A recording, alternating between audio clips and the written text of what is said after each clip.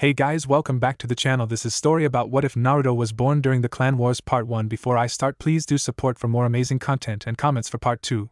Do consider to subscribe my channel and share my video to your friends and check out the description as well. Let's start the video. Whenever someone of their profession thought of the Uzumaki clan, they always envisioned a clan filled to the brim with redheads that had impeccable writing and a knack for outliving everyone that didn't share their bloodline. While most of that was true, but as the old age adage goes, there's an exception to every rule. Uzumaki Naruto was the exception to the rule this time around. Born prematurely with blonde hair instead of the famous Uzumaki red, and with a quieter outlook on life than most of them, he was the quintessential black sheep of the clan. Just because he looked and acted differently from most of the Uzumaki, did not mean that they treated him differently. There was an ongoing joke among most of the clans in the shinobi world that the Uzumaki were a bunch of hippies. One would think that they would abhor such a title, given how the world they lived in valued strength and power which were achieved through violence. Terrible violence, over love, but the Uzumaki did not care. They didn't abhor their nickname, but rather adored it, embraced it, strove to prove that they could live up to it, despite being a clan of killers by profession. Uzumaki Naruto, despite being different to them in appearance and attitude, was treated like any other Uzumaki. His different appearance may have been instantaneous, visible from birth, but his attitude was something that expressed itself over time.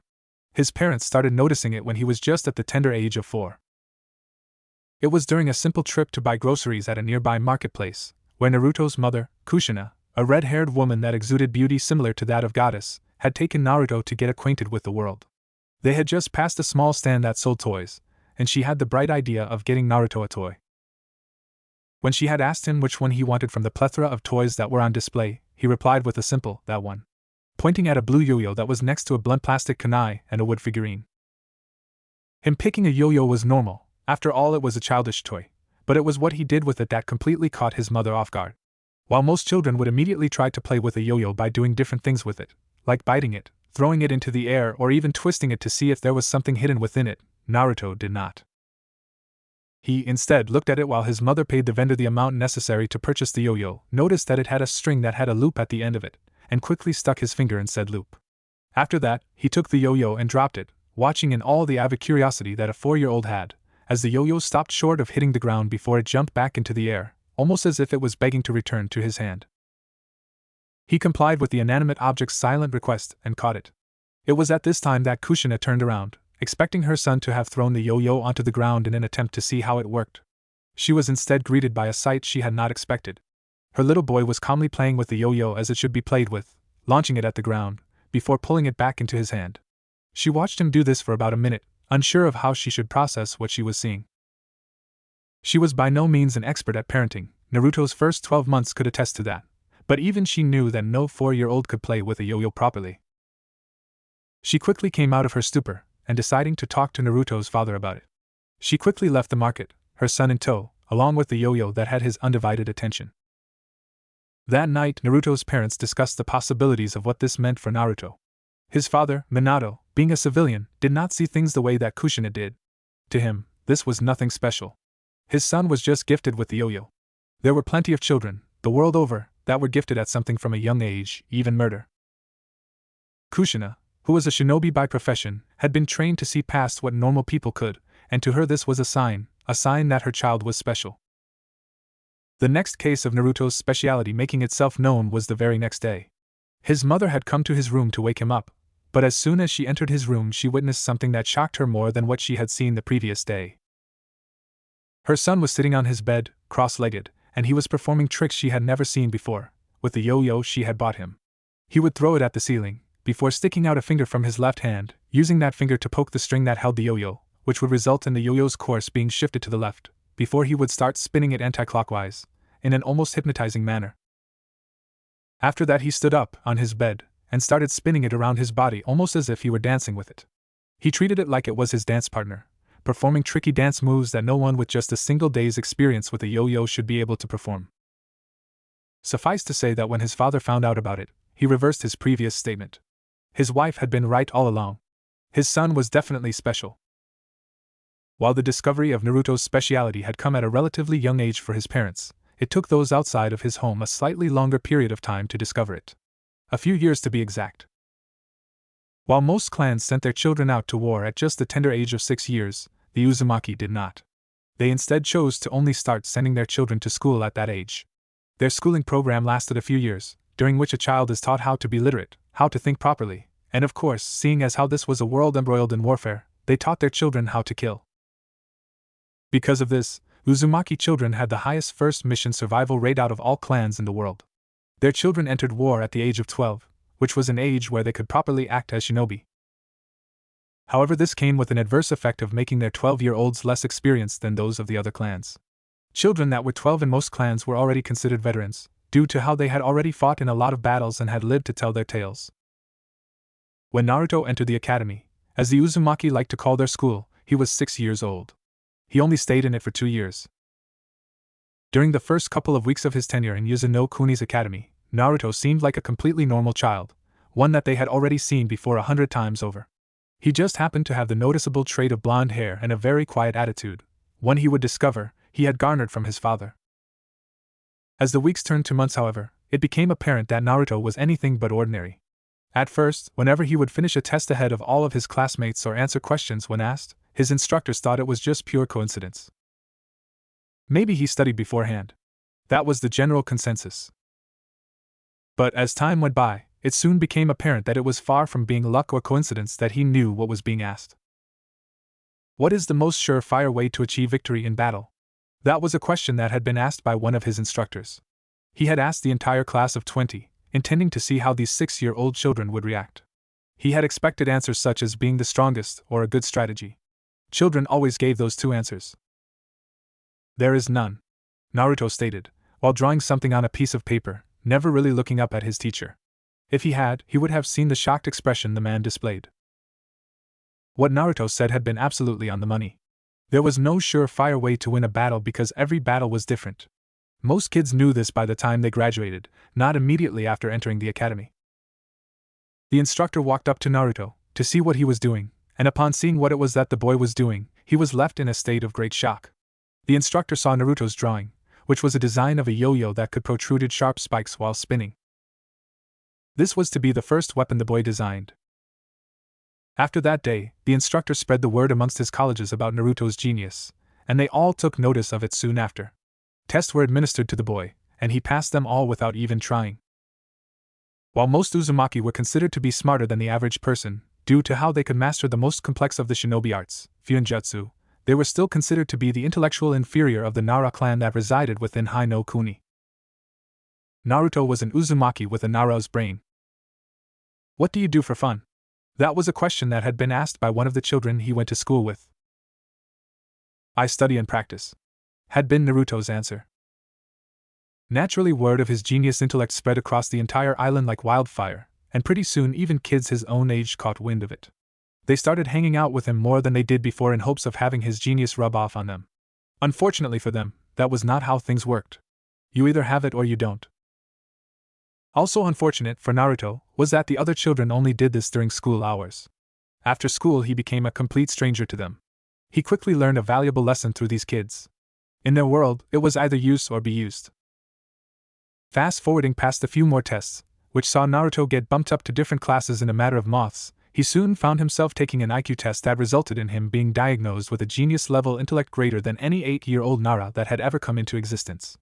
It was also immediately after this test that it was made apparent that Naruto had learned all that he could from the academy, bar killing, and he was completely bored. We would like to personally train him. That was a statement uttered by a man named Uzumaki Jin, the head of their clan. He had heard of Naruto's special intelligence, and as such he had become interested in him. He had come over to Naruto's parents personally, in order to ask for permission to train him. Well, it wasn't really a matter that was up for debate, and Naruto's parents knew it. When your clan leader wanted something from you, you did it, regardless of how you felt about it. Not doing so would be seen as an act of insubordination. And everybody knew what that meant for you. Death. Regardless though, Kushina was a proud woman that had built a reputation as a hot-blooded individual, and this made itself apparent almost immediately when she decided to throw caution to the wind and say, "Why? What do you intend to do with my son?" There was no way in hell she would allow her boy to suddenly be thrust into the heat of battle without proper training, or before he hit the required age within their clan. She would not allow him to become an exception to the general consensus. "Do not worry, Kushina. Jinrei said, stroking his white beard like the truly ancient person that he was.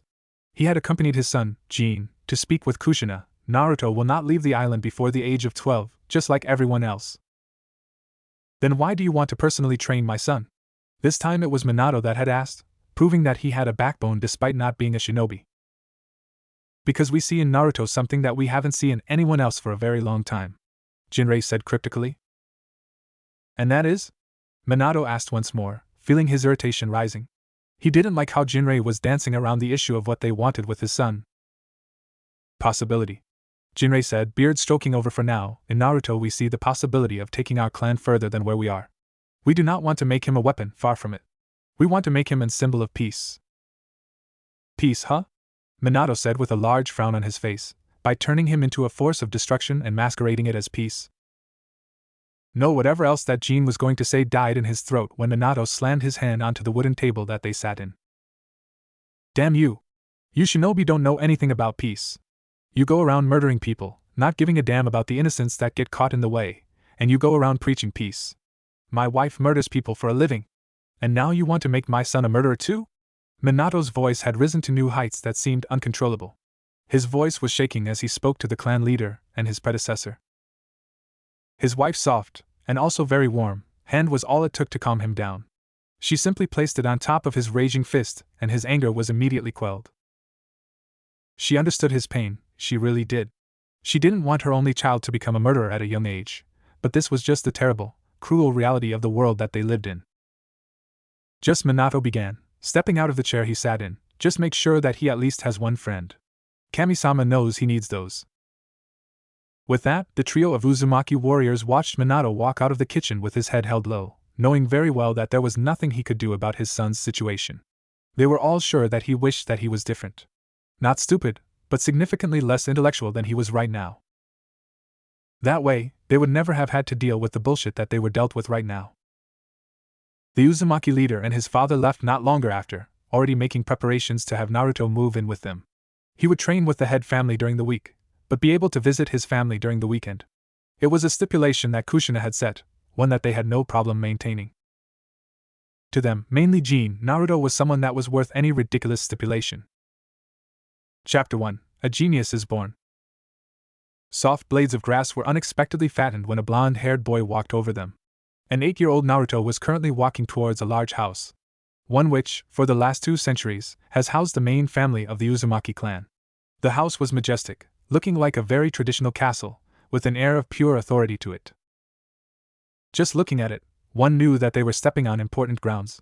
Grounds nearly as important as the temple located at the center of the village. Naruto walked on the extraordinarily large front lawn of the mansion, marveling at it with eyes the size of saucers, with his beige bag slung attached to his back.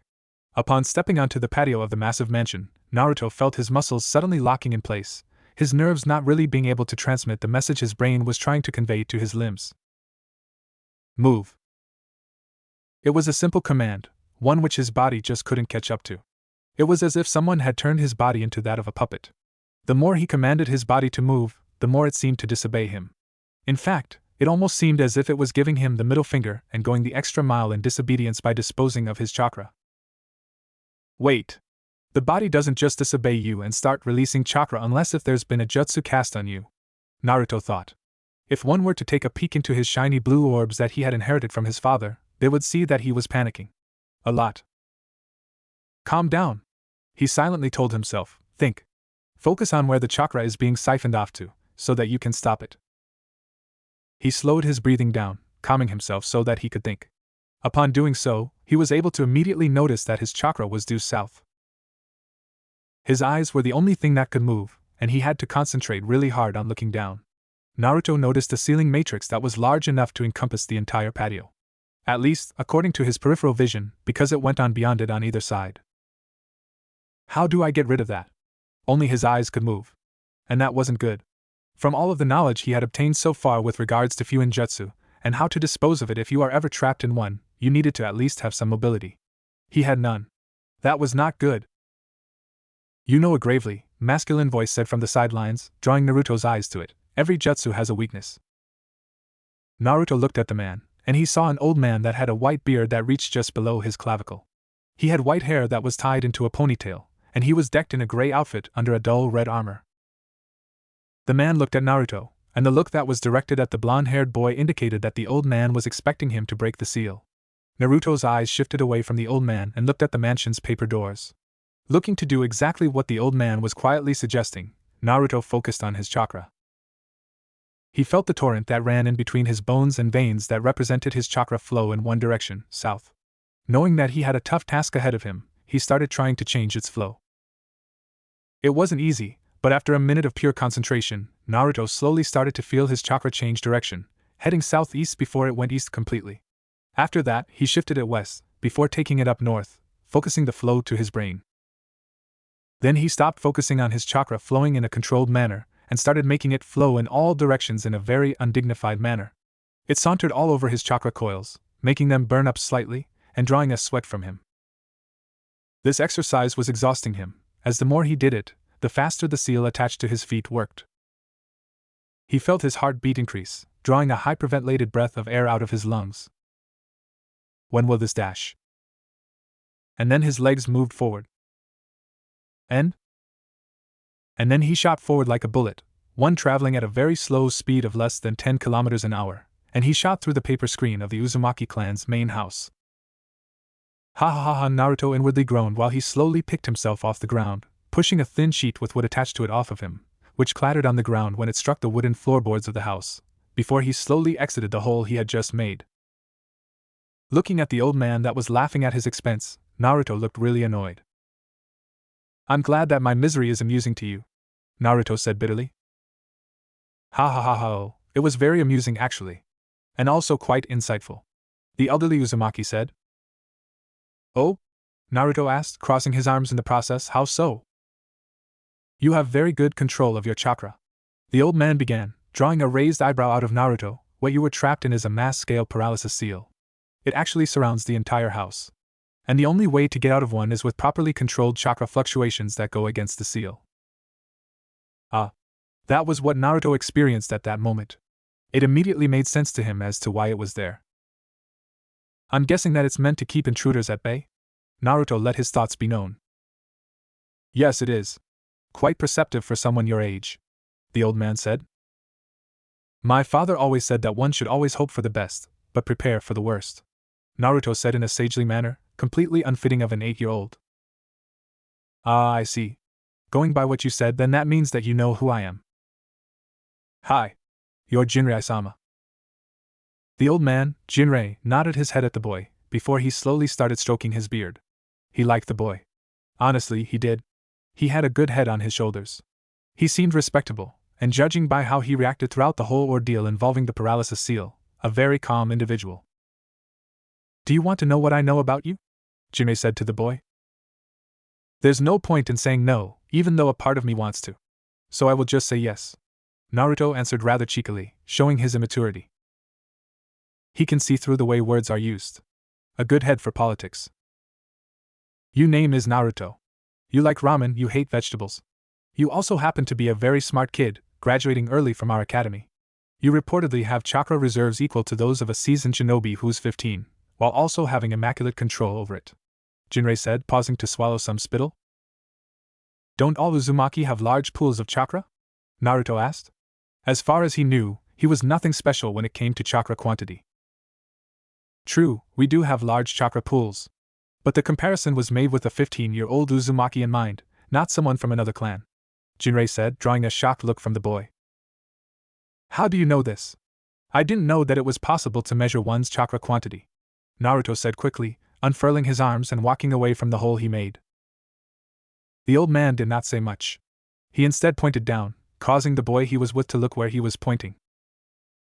The paralysis seal that you were ensnared in is one of my own designs. It ensnares one in a powerful binding spell, before it slowly starts sucking out your chakra. That way by the time you figure out how to disable it, you won't have enough chakra to do so. Jinrei said, you were caught in it for 4 minutes, 10 seconds, which is just how long a 12-year-old Uzumaki would last before he or she actually collapsed from chakra exhaustion. Naruto nodded his head at the beard-stroking man, indicating that he understood what he said. You appear to have barely felt the drain on your reserves. Let me ask you a question, Naruto. Once again, Naruto nodded his head at the man. This time, though, It was a means of telling him to proceed.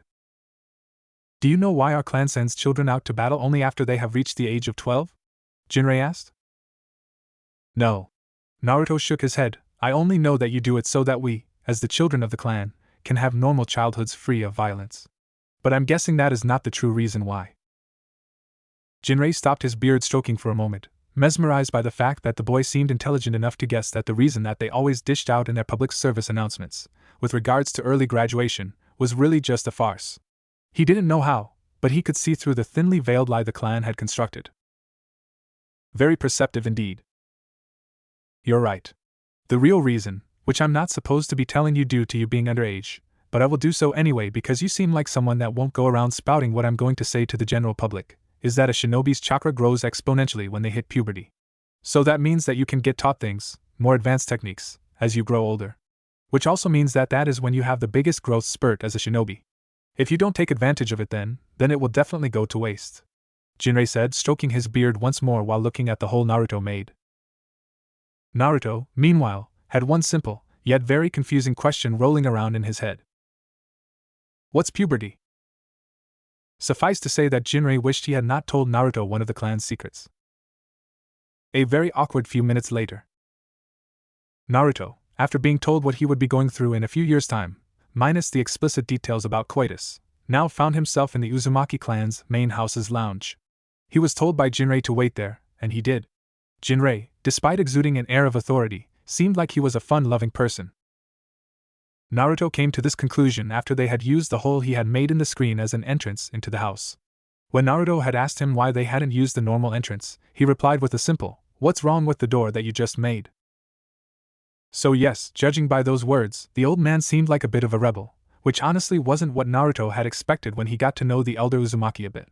According to what Naruto had read up on the man, yes, Jinrei was so important that he had written text talking about him. He was a child prodigy, so gifted in Fuinjutsu that he surpassed his father, the greatest at the time, at just the age of 20, which was a record. He was the one that had come up with the academy system, choosing to find a place where a lot of Uzumaki children could be taught at the same time, thus making sure that they were all more or less around the same skill level. His mind was so sharp that he was dubbed Jinrei the Wise. With all of these things in mind, he had expected someone that was stoic, like most clan leaders were. At least that is what he had heard through the grapevine. Clan leaders were notorious stoic. He didn't expect to find a man that seemed carefree, who seemingly had a sense of humor while also able to exude power and authority like it was child's play. Which, Naruto concluded, probably was for the man. The lounge. Naruto heard Jinrei shout from somewhere within the house. He heard footsteps coming from the hallway that was to the right-hand side of the lounge when you exited it, and he focused his attention onto the entrance that led to and from the hall. The footsteps grew louder and louder, heightening Naruto's sense of anticipation for whoever was running towards him. He was a kid that had only recently discovered what puberty was. He couldn't help feeling anxious, genius or not. His anxiety came to an end when the person that had been running in the hall came to a screeching halt at the entryway. Purple stared at blue.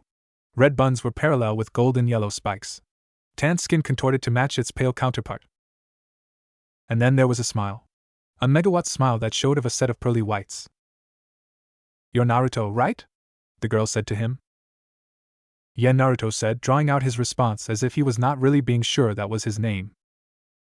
"Great," the girl with the megawatt smile said, clapping her pale hands together in a cheerful manner. "I'm Mito." Naruto was quiet for a few seconds, not really sure about how he should proceed. "Make sure to always be respectful to the main family." His mother's words rang in his head, and immediately after that he said, It's a pleasure to meet you, Mito-sama." Naruto bowed his head when he said this, eliciting a raised eyebrow from Mito. Why are you bowing at me?" Mito asked him, and when Naruto looked at her after bowing his head, he noticed that she was looking at him like he had grown a second head. "I'm being respectful towards you, Mito-sama," Naruto said, a bit unsure of himself. "Huh?" Mito tilted her head slightly, looking at the boy that seemed to be around her age, with pure confusion. "I thought friends weren't supposed to bow at each other." "Friends?" Naruto exclaimed in shock. He didn't have many, if any, friends. "Yes. We're friends, aren't we?" Mito may have said it like a question, but Naruto somehow got the impression that it was anything but that. "Make sure to always be respectful to the main family." His mother's words ringing in his head once more, he quickly said, "Why yes. We're friends." Naruto was quickly coming to the conclusion that he was very wrong about how he had thought the main family would be. He had guessed that they would actually be uptight individuals that demanded respect, but his interaction with Jinrei and Mito told him otherwise. They seemed like they were the total opposite of what he had expected to find. It was at that moment that Jinrei walked up to Mito and pushed her inside the lounge lightly, eliciting a yelp from the girl, and then a snarl immediately afterwards. Behind Jinrei was a man that had hair that was as red as Mito's, while also sporting a large scar that went across his left cheek. "You really need to learn how to be patient, child," Jinrei chided the girl, who simply folded her arms at his comment and then chose to stick her nose in the air while closing her eyes. Naruto watched their interaction with an amused expression, before he felt something akin to a single ray of light trying to pierce his skull. When his eyes drifted towards the source of this invisible discomfort, he found the man that had been walking with Jinrei staring at him with a huge frown on his face. Staring was actually putting this into a lighter perspective. No. The man was literally drilling into him with his eyes. This made Naruto very uncomfortable, very fast. The man had, in a few seconds, managed to take away the friendly atmosphere that had been exuded by Jinrei and Mito. He made Naruto want to look away, which he did. The boy chose to focus his eyes on some of the paintings on the wall, noticing how each of them depicted a great warrior riding a horse into battle, or a man fighting a beast of some kind. Looking at these things did not make Naruto feel any relief from the drilling session. In fact, it only intensified it more, to the point where he started shuffling his feet a bit, and was thinking about turning and making a run for it through the hole he had made before. "Jin, stop," Jinrei said, and then all of a sudden, whatever pressure Naruto had felt was suddenly lifted off of him. He looked up at Jinrei and found that the old man was looking at the man, Jin, with a disapproving look. "So you're Kushina's son," Jin said in a slow, yet very authoritative manner, drawing Naruto's attention to him. Naruto didn't know what to say, or do for that matter. Jin was different from Mito or Jinrei. He exuded power. He had complete command of everything that happened within this room. He could end Naruto's life quicker than he could blink, and Naruto knew it. Still, though, Naruto had some brain power left in him, which he used to answer the man, although it was a bit too timid for his liking, H-high. "Well, it's nice to meet you. I'm Jin." "I know who you are, Jin-sama," Naruto said, bowing his head at the man, "and it's an honor and a pleasure to meet you." That was all the man said, before he turned around and left, his black robes fluttering around his feet. Naruto knew who the man was. He was their clan's leader. Someone that had a fearsome reputation as a monster on the battlefield. Where his father, Jinrei, had excelled in Fuinjutsu, Jin had excelled in Taijutsu and Kenjutsu. He had a body that was both strong, yet also lithe enough that he was both quick on his feet, yet also strong when necessary. Many said that he was blessed with the body of a god, and it seemed like they were right. Naruto honestly thought that the man could challenge the gods if he sought to. He looked absolutely menacing. Ahem. Jinrei's voice drew Naruto's mind away from his thoughts. "I hope my son's charm didn't scare you, Naruto." "Yeah," Mito said in support of her grandfather, their earlier spat lay forgotten, what Ji-chan said. "Honestly," Naruto said, swallowing some saliva, "it does scare me, actually." "Oh. Both," the Uzumaki elder and his granddaughter said in unison. "It doesn't mean I won't get over it though," Naruto said confidently, with a raised fist. Both main family members smiled up at each other upon seeing Naruto's determination, but for different reasons, and one particular reason at the same time. The reason that they shared was that if Naruto wanted to, he could leave. However, neither wanted him to do so, and this is where the different reasons came into play. "Yay!" Mito said, running up to Naruto and grabbing his hand before pulling him away. "I finally got a friend." Jinrei watched them run past him, his energetic red-haired granddaughter pulling a slightly stupefied Naruto as they exited the lounge, with a soft expression at first, but when they left the room completely, his expression turned to stone. It was hard for his granddaughter to make friends, considering that she was royalty among Uzumaki. Not even coaxing certain elders' grandchildren had been enough, because they all immediately fell into the same line of obedience, and asked kissing as the rest of the clan, and Mito did not need, nor did she want, that. She just wanted to have a normal friendship. He audibly sighed out loud before he said, "You have so many challenges awaiting you, child. Least of all from my son." Jinrei proceeded to cross his hands behind his back and slowly exit the lounge. He would let the boy and Mito get familiar with each other for today. Tomorrow is when Naruto's true purpose for coming to his house would begin. Beautiful morning sunshine, some gorgeous greenery, and lots of fresh air. That was what assaulted Naruto's sense of touch, sight, and smell respectively. He was currently standing in the middle of a very luscious training field, one designed specifically for the main family of his clan. The clearing that he was in was so large that the closest tree was actually an entire half a kilometer away. Unfortunately for him, though, the beauty that could be associated with the training field was completely lost to him due to one very important fact. He was not alone. He was currently standing in the training field with the ever-oppressive leader of their clan, Jin. Jin was decked out in a black gi, while Naruto was dressed in a murky gray-colored variant. Jin had a pair of G-string sandals on, easily the most worn shoe in the world, while Naruto was barefoot. "All right, boy," the powerful and very commanding voice of Jin said, looking down at the boy. "I hope my father was able to relay your schedule to you yesterday." "Hi," Naruto answered the man, looking up at him. The man may have had an oppressive aura to him, but Naruto was his mother's child. Uzumaki Kushina was notoriously stubborn, and Naruto would be lying to himself if he said that he did not get at least a fraction of her stubborn nature. "Before we begin, I want to make a few things clear," Jin said, looking at the child with an unreadable expression etched onto his face. If Jin were honest with himself, he didn't like the boy much, if at all, for personal reasons. The way in which the boy was no longer shuffling under his gaze, but rather staring up at him defiantly, irked him a little. The fact that the boy also took his pause as a means of him asking for permission to speak to him, to which the boy had nodded his head at him to do so, also aggravated him a bit. "I wasn't asking for permission to speak, brat," Jin said a bit menacingly, making Naruto gulp a little. "Now here's what I wanted to say. You're a smart boy, smarter than anyone that has come before you apparently." Naruto could almost taste the "but" that was coming. "But," and he had been on the money, "I don't see it. To me you're just a worm, an insignificant insect that I could crush if I wanted to, but I won't. My father sees value in you. In other words, training me was actually your father's idea and not really yours, Jin-sama," Naruto concluded in his head. In all honesty, it put to rest the theory he had developed last night before he went to bed. He could tell from his first interaction with Jin-sama that the man did not like him, not one bit. Yet he had invited him to his home in order to train him. It didn't make sense to the genius 8-year-old. And now he had just confirmed his assumption. Secondly, Jin's thoughts broke his own thoughts. "I want to make this very clear. If you complain, if you cry, if you so much as ask for a break when I haven't offered you one, you will be punished severely." The boy nodded at the man, a bit too fearful for his own liking. The more time he spent with Jin, the less he liked his clan's leader. "And now the final thing I wanted to say, every training session that we have shall be held at this time," Jin said, making Naruto nod once more. They had gotten out of bed at 5, and it was a few minutes before 6, from what Naruto could tell. "I do not tolerate tardiness."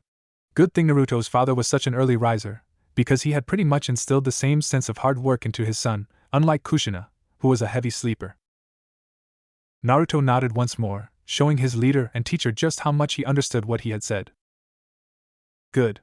Now then, we are going to spar a little," Jin said. "This will give me a chance to see what you are made of.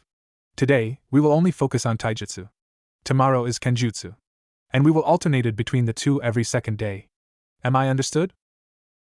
"Hi," Naruto said.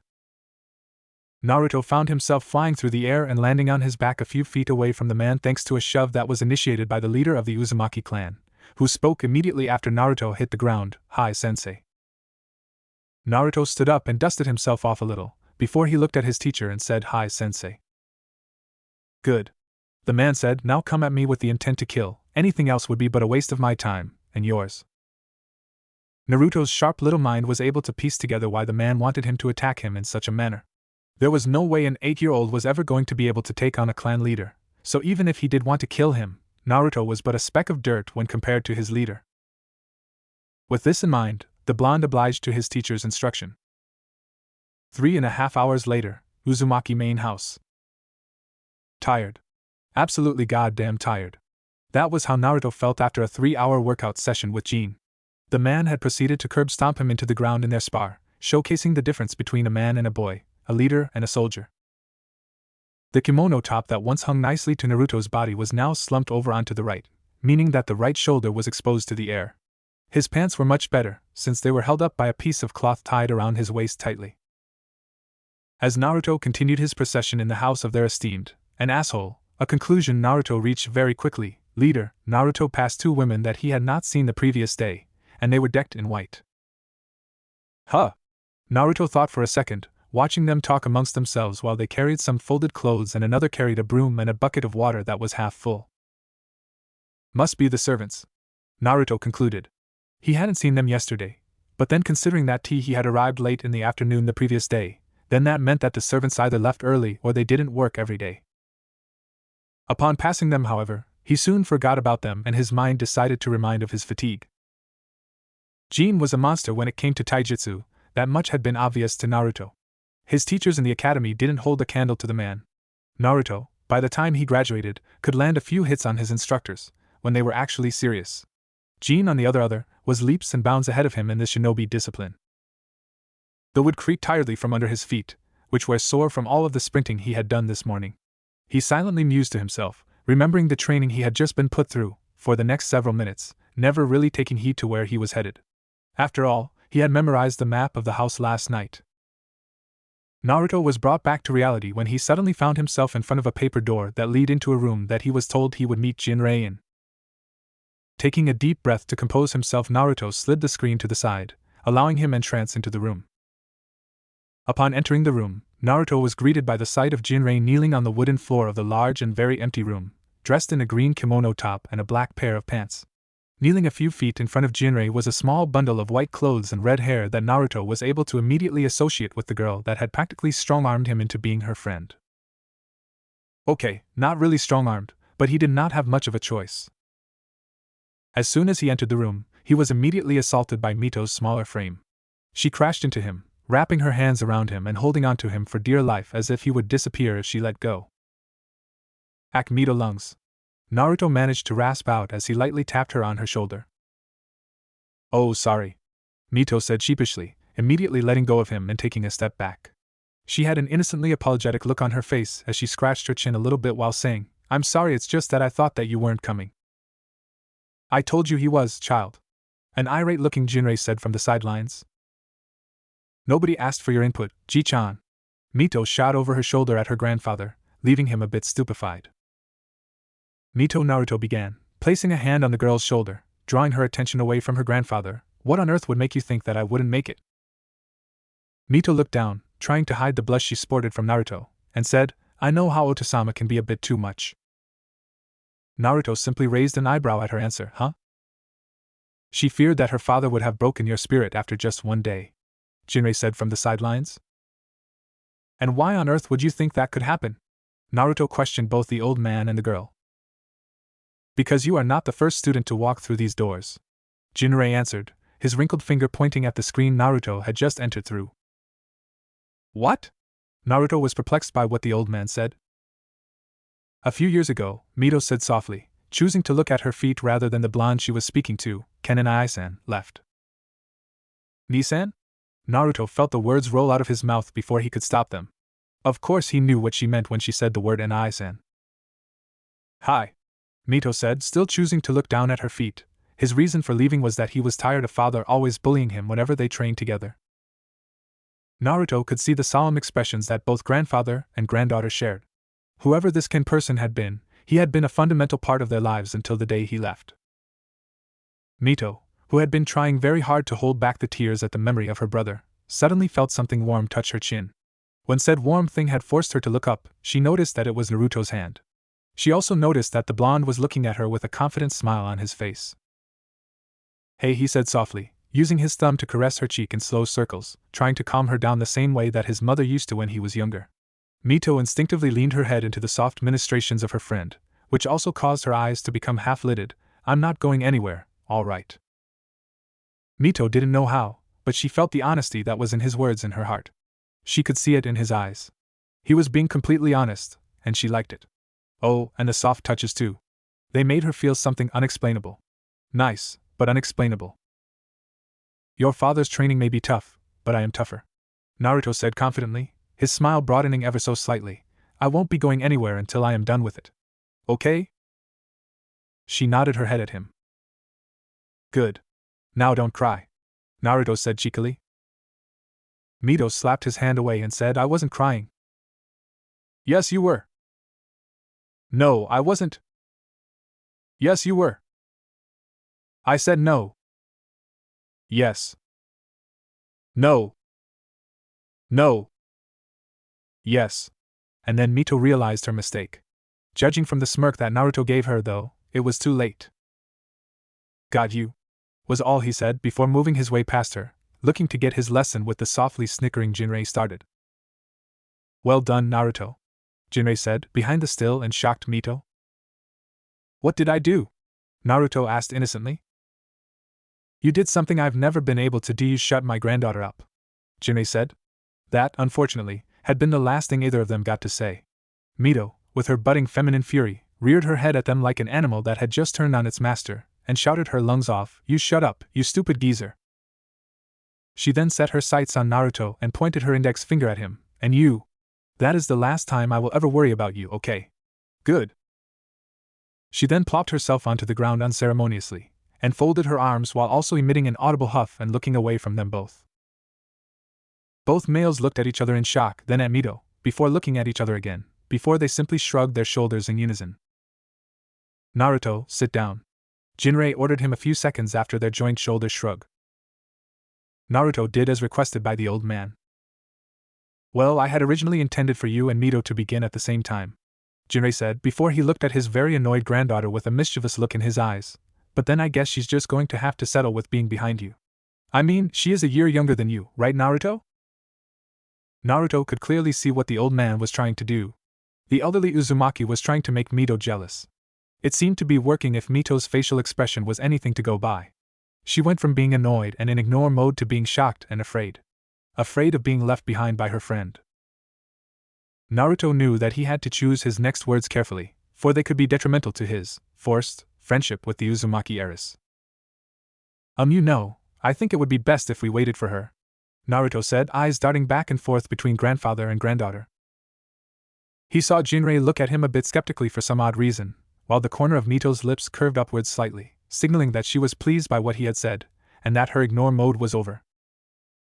And no, it's okay, I'll be joining you, she said, making Naruto sigh internally. Both children turned to look at Jinrei, who looked shocked for reasons that neither child could fathom, before he simply smiled at them both and said, All right. Let us begin. A few hours later. The soft patter of feet on wood alerted Naruto to someone coming into the room that he was using as his own. He had just taken a nice, warm bath, and he was feeling refreshed. Tired but refreshed. Looking at the shadow that approached his door, Naruto was able to quickly surmise who it was without them saying a word. Come in, Mito, he said. How did you know that it was me? The girl asked, feeling rather annoyed by the fact the blonde was able to figure out it was her. The two small but parallel balls stuck onto a larger ball that the shadow indicated were a dead giveaway. Although he was not going to tell her that. Genius, remember? He said, smiling at her. I don't know, Mito said playfully, looking at the blonde dressed in a white robe, indicating that he just took a bath. All I see is an idiot. An idiot that's already ahead of you in Fuinjutsu, Naruto said cheekily, sticking out his tongue in order to add insult to injury. Mito faltered a bit, not really able to create a good comeback, but she did settle for saying, Whatever, I will catch up to you eventually. Whatever lets you sleep at night, Naruto said, turning his back on her and walking towards the walk-in closet that was in his room, before he shut it. Hey, it's only been one day, Mito replied, looking to get the last word in. It seemed to work, as Naruto didn't bother with replying. Naruto was busy fiddling with the contents of the bag he had brought with him the previous day. The sack-like bag contained 5 scrolls, each one containing something of his. Throwing the one that contained all of his formal clothing aside, he took the one that had all of his nightwear. He unfurled the scroll, before channeling bits of his rather large chakra into it, and he got the desired result of watching his jinbei, traditional Japanese pajamas, pop into existence. Naruto, as quickly as his tired aching body would allow him to, put them on before he left the confines of the walk-in closet. Upon doing so, he found Mito sitting on the ultra-padded futon that he had slept in last night. Seriously, these guys sleep in style, Naruto had concluded. He had never seen a futon with padding so thick before. Mito was quietly drawing kanji on a little scroll that she had. Every time she wrote incorrect kanji, it would simply disappear. Which meant that the only way she could be sure that she had written the right thing was if the kanji stayed in place. Sorry to make you wait, Naruto said, quickly plopping himself down on the soft futon. Mito just nodded her head. Naruto chose to keep quiet and watch Mito do her thing. The 7-year-old girl turned her head to look at the boy next to her with curious eyes. She noticed that he was staring intently at her hands as she wrote on the scroll. "It's na," she heard him say, at a curve at the top. Her eyes went back to the scroll and stayed on it as she decided to heed his advice. She redrew the kanji that had just disappeared, but she added a slight curve at the top and watched in fascination as the kanji stayed put. "Wow, you really are a genius," she said before she could stop herself. "It's just kanji, nothing special," Naruto said. He may have sounded arrogant, but he was anything but. "Still, you know how to write perfectly, and you're only 8," she said, turning to look at Naruto.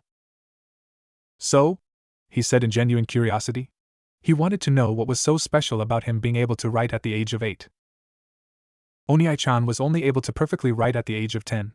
Ji-chan said he learned how to write perfectly when he was 9. Mito stressed. Naruto had a raised eyebrow at that comment. "I still don't see your point." Mito huffed out loud, before shoving the scroll and the brush into his lap and said, "Hold this." She stood up and walked over to the small cabinet that was next to the futon. The cabinet had an oil lamp on it and 3 drawers. Pulling on one of the drawers, Mito brought forth what Naruto assumed was rice paper. Mito turned around and showed him what was written on the piece of paper. It was the kanji for 10. Done crudely at that. "What is that?" Naruto asked. "It's Oniai-chan's. He had a habit of always writing his favorite number. The number 10. And this is one he did when he was your age," Mito stated. Naruto blinked olishly, only now understanding why she made such a big issue out of him being able to write kanji neatly. If what he saw truly was Ken's handwriting at the age of 8, then the guy was terrible. He was absolutely horrendous. Damn, even Mito writes better than him. He must be terrible at fuinjutsu with handwriting like that. Naruto's thoughts reverberated through his mind. And here he was thinking that a 4-year-old wrote that. Then again, he was comparing it to his 4-year-old self. "Okay, fine. You win," Naruto said, throwing his hands up in the air in defeat. "I didn't realize that we were playing a game," Mito said while shoving her brother's piece of paper back in the drawer. The girl returned to sit next to him, before prying the scroll out of the boy's hands and continuing with her writing skills. They stayed silent for a really long time, with only the occasional word of advice from Naruto on how Mito should write her kanji. "Was this Kensama's room?" Naruto asked, after there had been a long bout of silence between them. "Yes, it is," Mito said, looking at the scroll in her lap. "I see," was all Naruto said. He silently wondered where her older brother had gone off to. Whenever somebody leaves their clan, they are immediately placed within the wanted books. Every clan had a wanted book. A 6-year-old Naruto sat comfortably in his room, going over a scroll that was unfurled on his lap. The scroll's contents were a bit lost to him, as it spoke of something he could not understand. Luckily for him, he knew someone that could help. Jumping to his feet, the little boy left his room, with the scroll in hand. He quickly rushed down the steps of his home, all the while shouting, "Oka-san, Oka-san."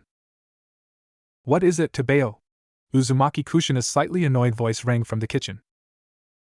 Naruto's soft feet hurried towards her location, and upon entering the kitchen he found his mother, the one person that could help him.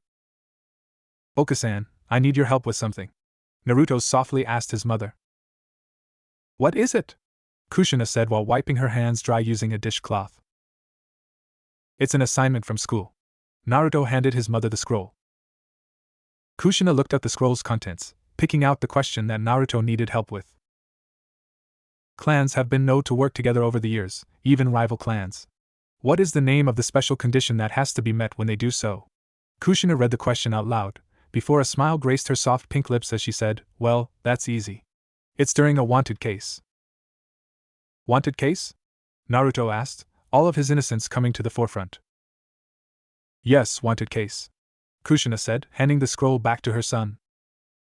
Naruto jotted down what he needed to with his brush, and once he was done doing so he looked up at his mother, who was looking down at him expectantly. "Anything else I can help you with?"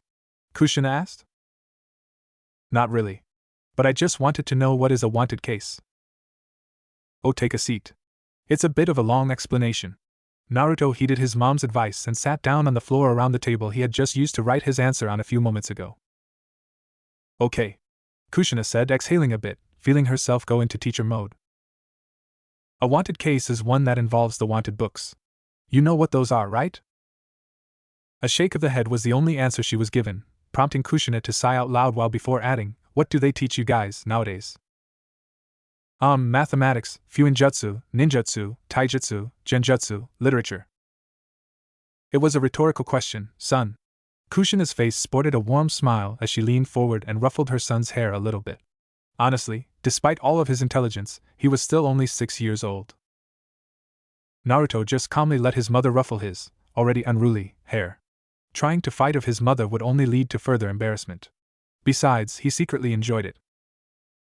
"Well," his mother said, getting on with her lesson, "I guess the best way to explain a wanted book is they are a series of books kept by every clan. They contain information of everything that a clan wants, well, only the things that they want known to the world at least." "Like?" Naruto innocently queried. "A hidden treasure, some medicine plant, or even another shinobi that they want dead." "Why would they want people to know about a hidden treasure? I mean, wouldn't they be better served if the treasure was only known by the clan?" "True, but then sometimes it happens that someone else stumbles upon something that, while they think it is useless, someone else would pay a lot of money for." "Such as what exact, Oka-san?" "Well, let me think of an exam. Aha, got it." Kushina snapped her thumbs triumphantly as she looked at the ceiling before she looked back at her only child and said, "Well, I know for instance that certain jutsu scrolls, or information pertaining to certain jutsu is highly valuable. For instance, I once heard that the Uchiha clan are willing to pay 100,000 ryo for concrete information on the Hashimen." "What's a Hashimen?" "The Hashimen is a technique that allows you to increase your body's strengths exponentially. It's a short-lived power boost, but very handy. Only several people throughout history have been seen using it because it's too complex for ordinary shinobi to utilize. It's said that complete mastery of the Hashimen can make you the strongest person in the world." "That's so cool." Naruto had stars in his eyes, just picturing himself throwing around the 5 elements like a god. "No, not cool," Kushina said sternly, pointing her index finger threateningly at her son. "If one were to use the full power of the Hashimen, they can destroy an entire clan, but at the end of it all, they would die." Naruto swallowed thickly upon hearing that someone could die from using the Hashimen. As unbelievably powerful as it was too dangerous to use. He did not want to die. "And another thing," Kushina said, "if the Uchiha were to get their hands on it, no clan, not even ours, would be safe. They would literally take over the world. Even with just partial mastery of the Hashimen, you are considered one of the strongest in the world." Just thinking about a world ruled by the Uchiha, and their red demonic eyes that he had only seen illustrations of sent a shiver down Naruto's spine. Most kids his age would not understand the full implications of what his mother had said, but he did. The Uchiha would be unstoppable.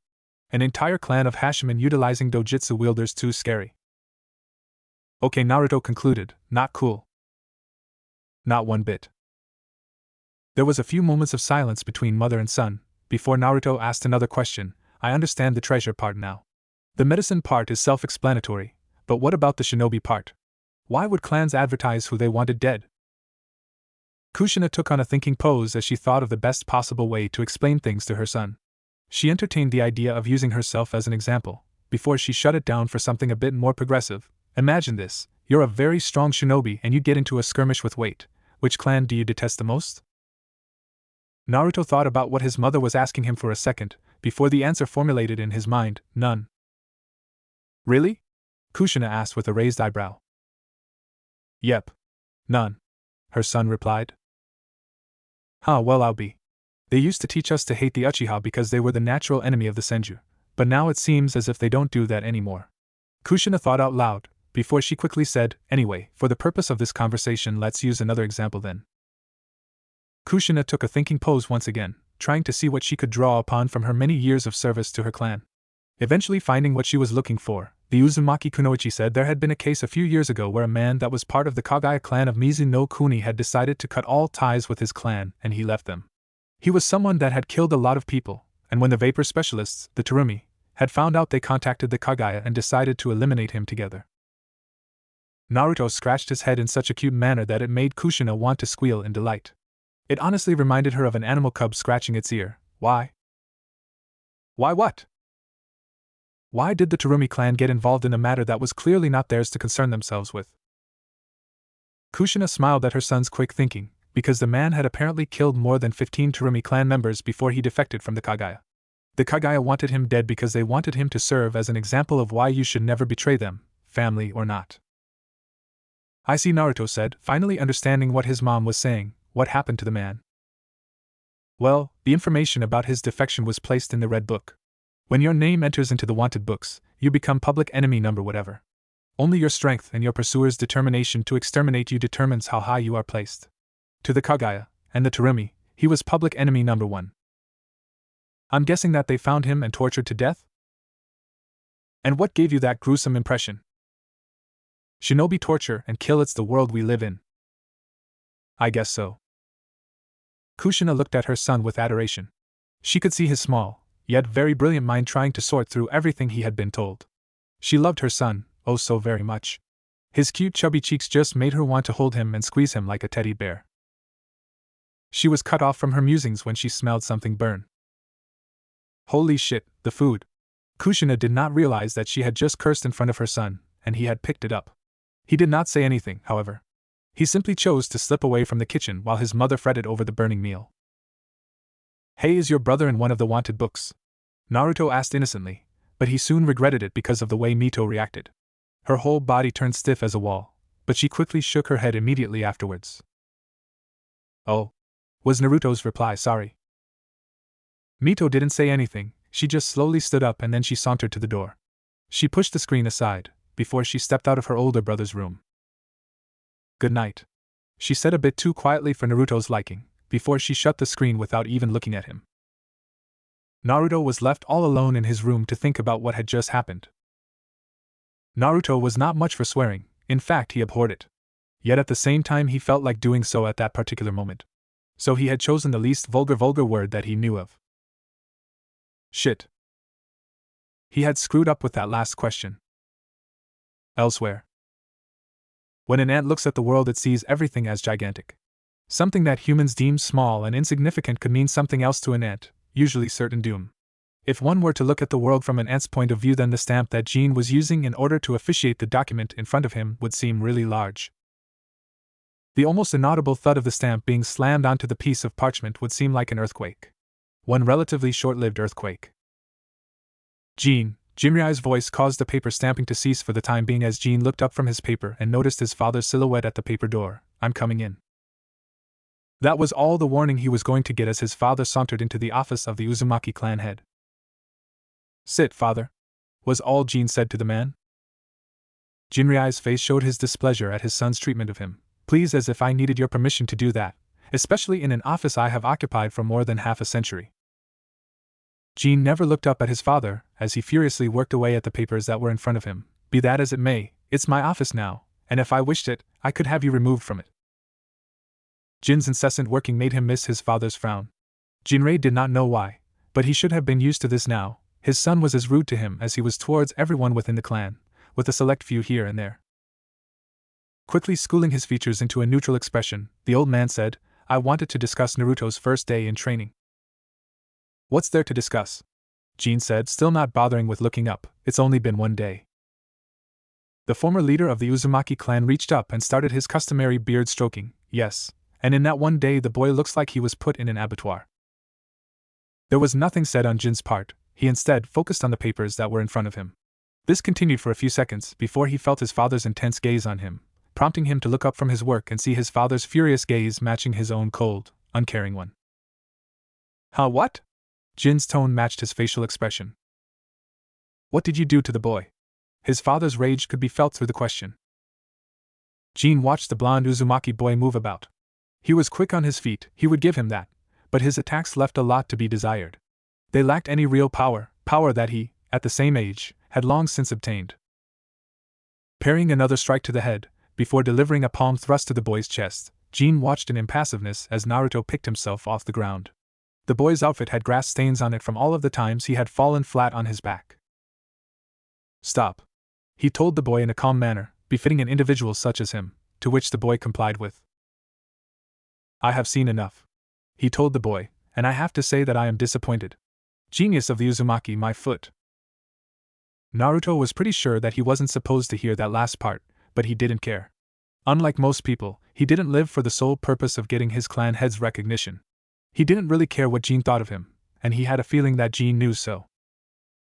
While you are very quick on your feet, boy, he paused a bit. What for? Naruto didn't know, you are also very weak in terms of physical strength.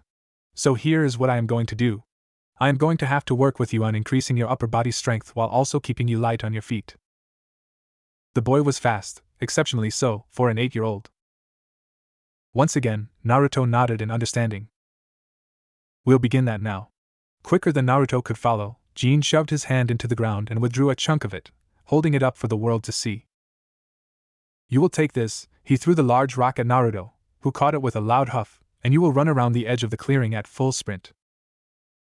Naruto swallowed thickly upon realizing that the circumference of the clearing was 1 whole kilometer, meaning that is how much he would have to run, at full sprint. Oh, he was fucked. Nothing, Jin answered coolly. It better be. I don't want you to treat him as an anvil to pound out your frustrations. What are you talking about, old man? I know you hate the boy because he reminds of what you've always wanted, but could never have. Shut up, Jin said, striking the small table he knelt in front of with all of the might he could master, which resulted in the table taking on the form of 2 hemispheres like a brain. Jinrei knew he had struck a nerve with his son, but he needed to say what was on his mind, or else he would continue to torture the boy that was left in their care. Why? Because you, boy, seem to have me confused with those of the clan that fear you, Jinrei said, his eyes becoming as ice cold as his son's in an instant. I brought you into this world, and I can take you out of it. Remember that when speaking to me. Jin knew his father was serious. This man was one of the most dangerous men alive. He was the strongest Uzumaki alive, despite his age. If provoked, he could kill him. After all, it nearly happened once. The boy Jin began, trying, and failing, to control his rage at having been treated like a child. He means nothing to me beyond being a tool I can utilize to take the clan to new heights. That's the only reason why I agreed to this idea of yours, father. So he does not have any emotional effect on you, in any way? Jinrei asked, although he already knew the answer. No, Jin answered. Jinrei would have frowned if he could at that moment, but he was too cross with his son to do so. His son did just lie to him about Naruto not having any effect on him. Good. See to it that it stays this way, Jinrei said coldly. Honestly, his son brought out the worst in him at times. Getting up, the old man marched towards the paper door that would lead out of his son's office. I got a letter. But he was stopped by his son's voice. From whom? Jinrei asked, spinning on his heels to get a look at his son. Our distant cousins. And what do they want now? Another one of us to teach them how to seal? Or are they still trying to get us to catch them a Biju? Honestly, the supposed greatest clan in the world that mastered everything were a pain in the back at times, even to their relatives. None, fortunately. But Samadano just lost a son, and he wanted to take his remaining 3 on a trip to see our island. Jin answered his father with neutrality. He could see it in his father's eyes. The old man did not believe a single word of what Batsama's letter had said. He had ulterior motives. That man was always scheming. And honestly, he shared his father's sentiment. It was one of the few things that they could agree upon. Senju Batsama was as slimy as an Uchiha. I see, was all the old man said, his mind running at a mile a minute. He had so many thoughts that ran through his mind, and when he saw his son's eyes he knew that the same could be said for the young man. What do you think about all of this, Jin? I don't know what to think. But I know that whatever it is, we have a few months to prepare, Jin answered, scratching his chin. How many to be exact? Jinrei asked, stroking his beard. 3 months. There was a few moments of silence, as neither father or son said anything. Jinrei's feet shuffled to the door, before his hands slid it open and walked out of the room, realizing that he had a huge job on his hands. Getting Jin to ease up on Naruto, and to also deal with this mess that was coming with the Senju. Those morons were probably going to ask his clan to join in their silly skirmishes with the Uchiha, and whatever other clan they dared cross paths with or a clan that dared to cross paths with them. Honestly, why was he still alive? The sound of rain pelting a window pane was all Naruto could hear when his mind came out of his dreamless sleep. He slowly got out of his bed and sauntered over to the window. Peeling the curtain open, he was able to get a good view of the terrible weather outside. Sighing to himself, the boy let go of the curtain, knowing it would correct itself, as he quickly left his bedroom. He left his room and went into the upstairs bathroom of his parents' house. He was back here, at the house where he was born, for the weekend. It was his first weekend back home, and his parents' plan of spending the day outside with a family picnic had just been shoved down the drain. He did not really care, though. Whether it was inside or outside, He just wanted to spend some time with his family. Quickly taking care of his morning rituals, he left the bathroom and went back into his room. He quickly sorted out his bed, making sure that it was neatly arranged for when he returned later on at night for his sleep. He left the bedroom not long after. Walking into the living room, he found his father sitting there with a deck of cards laid out in front of him. His father, a man he had inherited his looks from, looked up at him as soon as he made his presence known. "You're up now, finally," the blue pants and green kimono top-wearing man said to his son. "How long have you been waiting for me?" Naruto asked his father as he sat down on a cushion that was on the opposite side of his father's table. Minato placed his right index finger on his chin and lightly tapped it. 10 minutes, I think." "I see," Naruto said as he took the cards that were laid out in front of his father, and he started shuffling them. "Well, what are we playing first?" "Your call, kiddo," his dad answered. Naruto loved his father to bits. The man was, without a shadow of a doubt, the most calm individual Naruto had ever seen.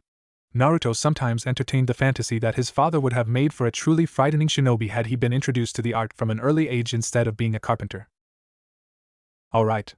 Naruto proceeded to lay out the cards he had just finished shuffling in front of his dad for a game of crazy eights, before a question popped into his head. "Where's Mom?" "She went shopping for things you would need for the upcoming week," Minato answered as he picked up his playing cards and smiled a little at seeing his favorable hand. "Don't tell me she was seriously considering buying all of the material I needed for my next invention?" Naruto asked in a flabbergasted manner. "Oh, she is," Minato said with a smile on his face. "Let me guess," Naruto spoke with a deadpan expression as he looked at his hand, and picked up a card from the deck in waiting. "She wants it too." "Yep," was all Minato said as he played his card. He then looked at his son in the eyes and said, "So tell me something." Naruto looked up at his dad and said, "Yeah?" "How's that bastard Jin treating you?" Minato said, barely able to keep the venom out of his voice. He honestly did not like the leader of the Uzumaki clan. He was always so pompous and had a holier-than-thou attitude that made Minato hate him. Yes, he hated the man. Naruto did not make a single move for a second, trying to formulate the right words in his head. His father, upon seeing his hesitation, came up to his own conclusion. "He's bordering on the line of being abusive to you, isn't he?" Minato said in a deathly whisper. His son's non-response prompted him to think of the worst things imaginable. He saw an image of his son being whipped on his back while being made to run on broken glass. "No, he isn't," Naruto answered. "There's no such thing as abusive when it comes to shinobi training, Tusan." Minato did not like what his was implying.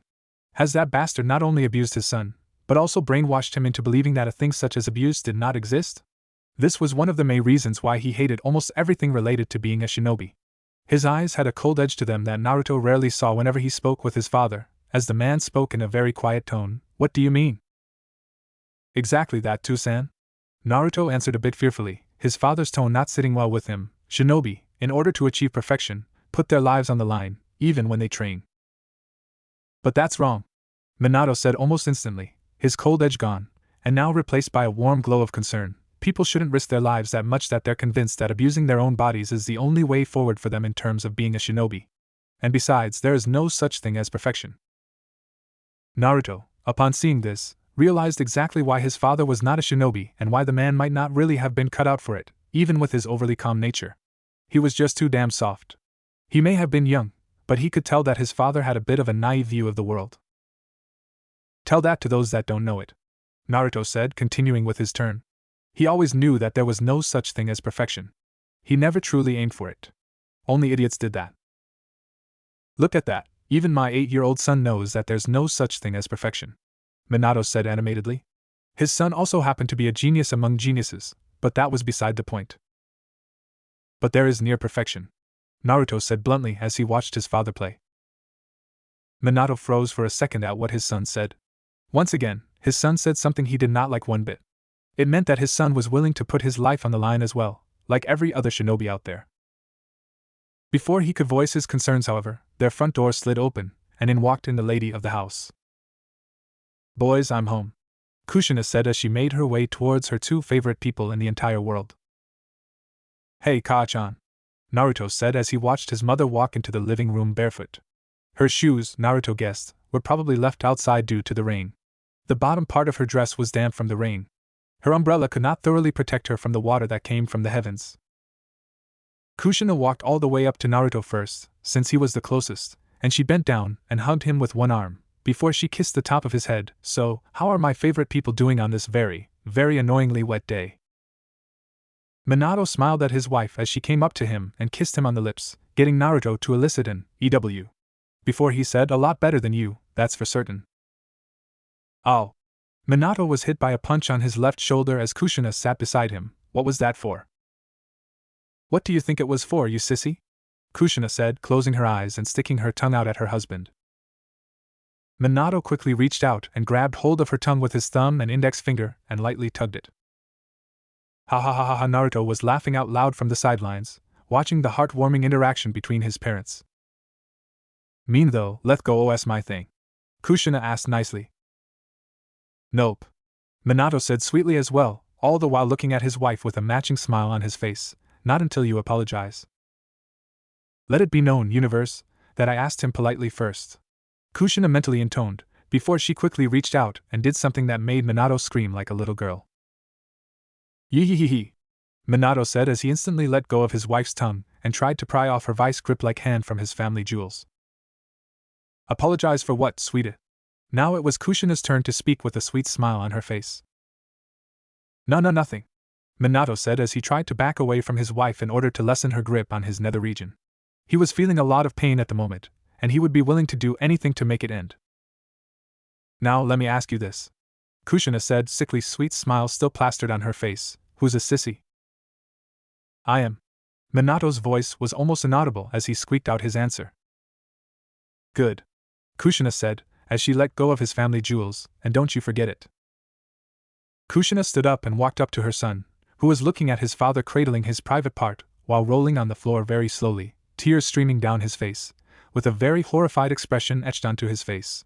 Upon reaching her son, Kushina grew an amused expression when she saw him cover his private part.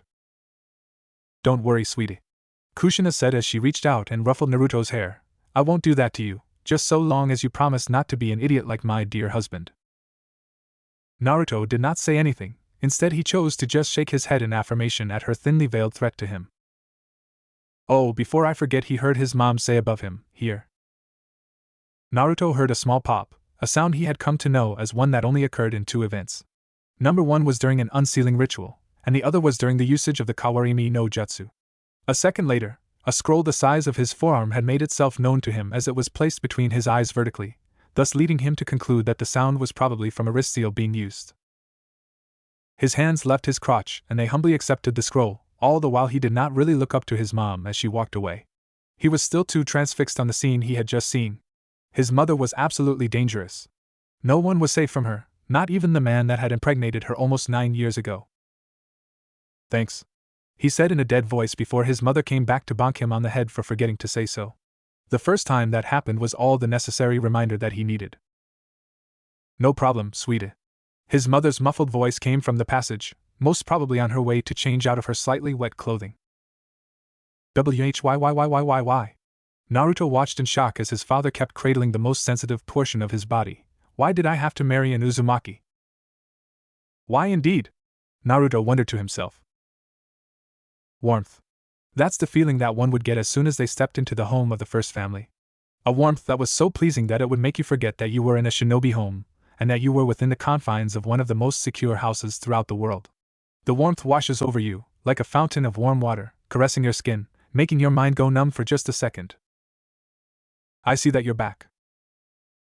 All before the cold hard reality of this being a shinobi home brings you back to reality, courtesy of the leader of the Uzumaki clan, Jin. Hi, Jin-sama. Good. Then stop standing in the doorway like an idiot. You're ruining the warmth in the house. The man's awfully cold and off-putting voice droned from a few feet in front of Naruto. Gomen, Jin-sama. Naruto proceeded to close the paper screen behind him, set his shoes to the side for one of the servants to pick up, and walk into the house of his illustrious clan. How is your mother, boy? Jin asked, with his arms crossed over his chest, and peering down at his student. She is fine, Jin-sama. Naruto replied, looking at his clan's leader in the eye.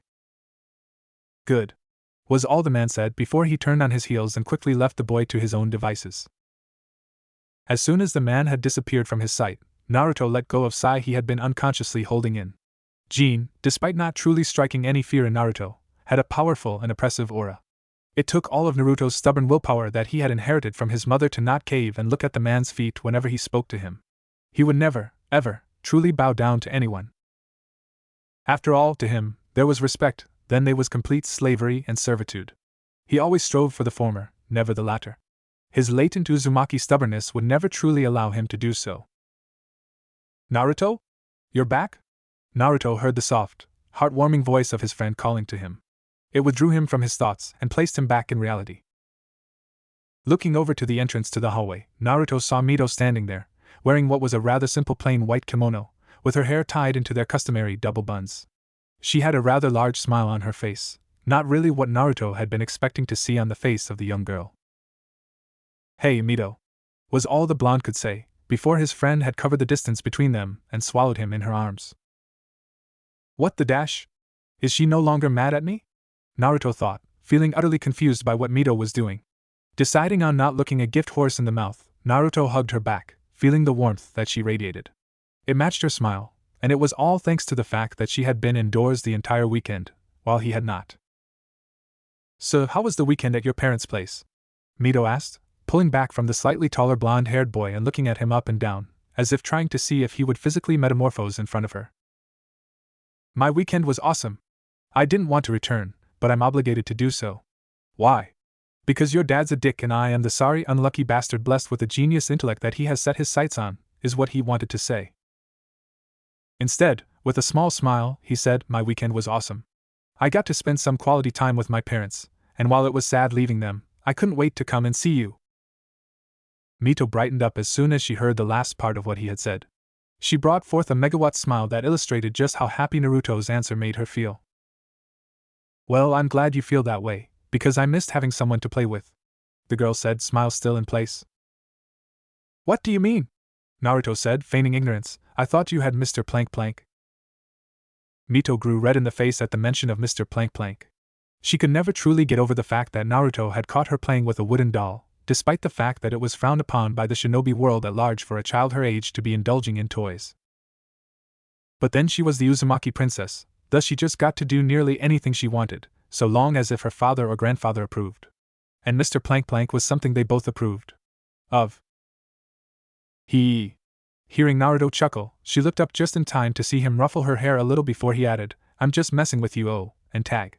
You're it." Without wasting another second, the blonde-haired boy had disappeared from her sight. "Hey, no fair!" Mito shouted as she ran into the hallway. "You didn't warn me. And you're faster than me." A few seconds later, footsteps could be heard all over the Uzumaki household as the two youngest inhabitants of the house chased each other back and forth, not caring about the loud ruckus that they made, for they were children after all. Even the one with a high-level IQ. "Jinrai-sensei?" Naruto said, sitting down in a lotus position as he practiced different symbols on a piece of paper. "Yes, Naruto," his Fuinjutsu teacher said, keeping a vigilant eye on his young protege. Today, it was just Naruto and Jinrai in the study. According to Jinrai, Mito was a bit too behind Naruto in order for them to have Fuinjutsu lessons together, as Mito would just hold him back, and he would inversely make the girl strive for things she was not ready for. So from today onwards, Mito had Fuinjutsu in the morning, while Naruto was being taught either Kenjutsu or Taijutsu. The other day Naruto made an upward stroke with the brush he held in his hand. "When I returned from my parents' house, Mito was happy to see me." Jinrai didn't move a muscle as he continued observing Naruto's hands. The boy's technique was nearly perfect, and that was when comparing him to professional sealers. "Oh, and how is that a bad thing?" "Well, the thing is, when I had left for the weekend, which I spent at my parents' house," Naruto curved the brush down, before he received a light tap on his brush-holding hand. "Ow," he said, drawing his hand back from the stinging sensation that he felt in it, all thanks to his sensei's cane. "Focus. You curved it too much. One small, slightly off-key curve could, or rather will, mean the difference between life and death." Jinrai spoke in a reprimanding manner, as Naruto rubbed his hand in order to soothe the stinging sensation. "Still too green to have perfect technique," Jinrai thought to himself. "I know that already, sensei," Naruto grumbled, before he looked at the sheet next to the one that he was practicing on, and saw just how he had overshot the curve. That was the problem with Fuinjutsu: too little or too much of a curve or an ink blot can result in you creating a dud, which is always the best case scenario in this field. Then focus. The elderly Uzumaki statesman said, but he did not really have to because his student had already seen his error and had gone about correcting it already. That's much better, my boy. You were mentioning something about Mito, the elder said after a minute of silence between him and his student. Oh, yes, it's just that she had been angry with me before I left, Naruto admitted. Oh, and what brought this on? Jinrei asked. His granddaughter had the emotional propensity of AA. There was nothing quite like his granddaughter.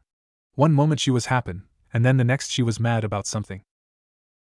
I think Naruto stuck his tongue out of his mouth as he drew a perfect half circle, before he placed two perfectly parallel ink blot dots within the half circle. I think it's because I said something about your grandson. Something that, while I did not mean any offense with, she took it as such. I see, Jinrei said as his eyes darted through the rice paper that Naruto was practicing on at the same speed his hands were moving, which was not very fast. Let me ask you this, Naruto. Hi.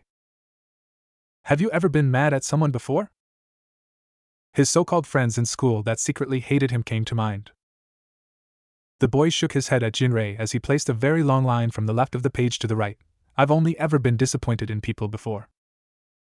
Well, I guess that's the problem here, Jinrei said, watching as Naruto got to work on the final symbol on the rice paper. You see, you're a special child, Naruto. You did not, and maybe will never, ever, go through some of the more tedious stages of childhood. Naruto was quiet for a second as he mulled over his sensei's deduction, while also looking at the seal he had to copy. You mean mood swings like Mito's? Naruto said after a few moments. Not really mood swings, but rather uncontrollable emotions that are just all over the show, Jinrei corrected his charge. I see, was all Naruto said as he went about working on the final seal. His hand moved in perfect fluidity, never leaving the paper unless if it's to dip the small brush in more ink.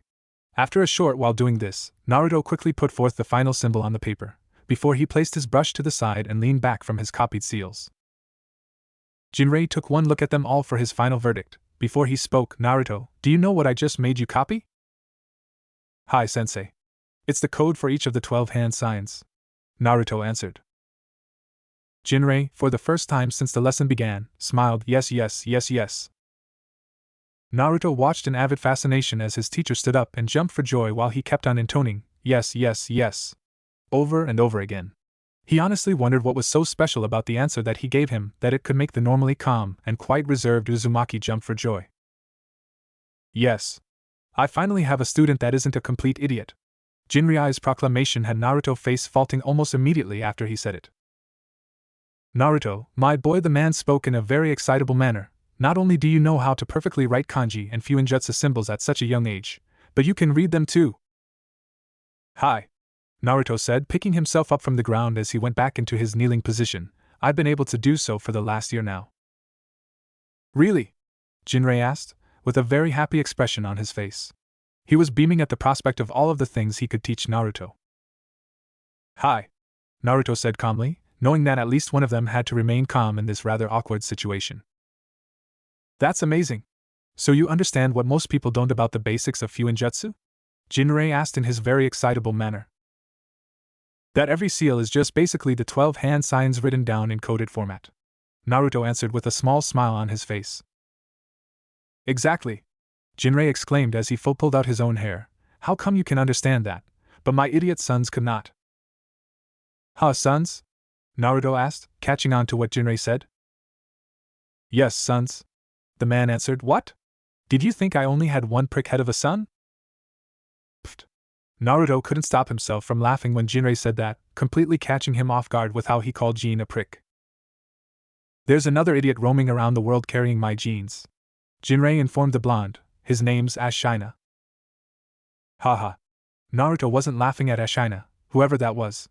He was instead laughing at Jin being called a prickhead, something he couldn't get off his mind since he wholeheartedly agreed. The thing that made all of this that much funnier to the blonde was the fact that it was Jin's father that had said it. Jinrei just smiled seeing the boy finally break off into a full fit of laughter. He joined in 2 seconds later. Jinrei, in Naruto's opinion, was finally showing that he was a true Uzumaki. Despite being so highly respected, he did not really give a damn about status. If he was willing to jump for joy and make himself a fool in front of his student, then the man was awesome in Naruto's books. After the duo had calmed down from their collective fits of laughter, Jinrei looked at Naruto and said, "Naruto, I want you to do something for me." "What is it, sensei?" the boy said, schooling his features back into his neutral facial expression. "Smile more often," the wizened man said. He then proceeded towards the door that led out of his study and opened it. After doing so, he turned to his still kneeling protege and said, "Tomorrow, after your training with my son, I want you to meet me by the front gates."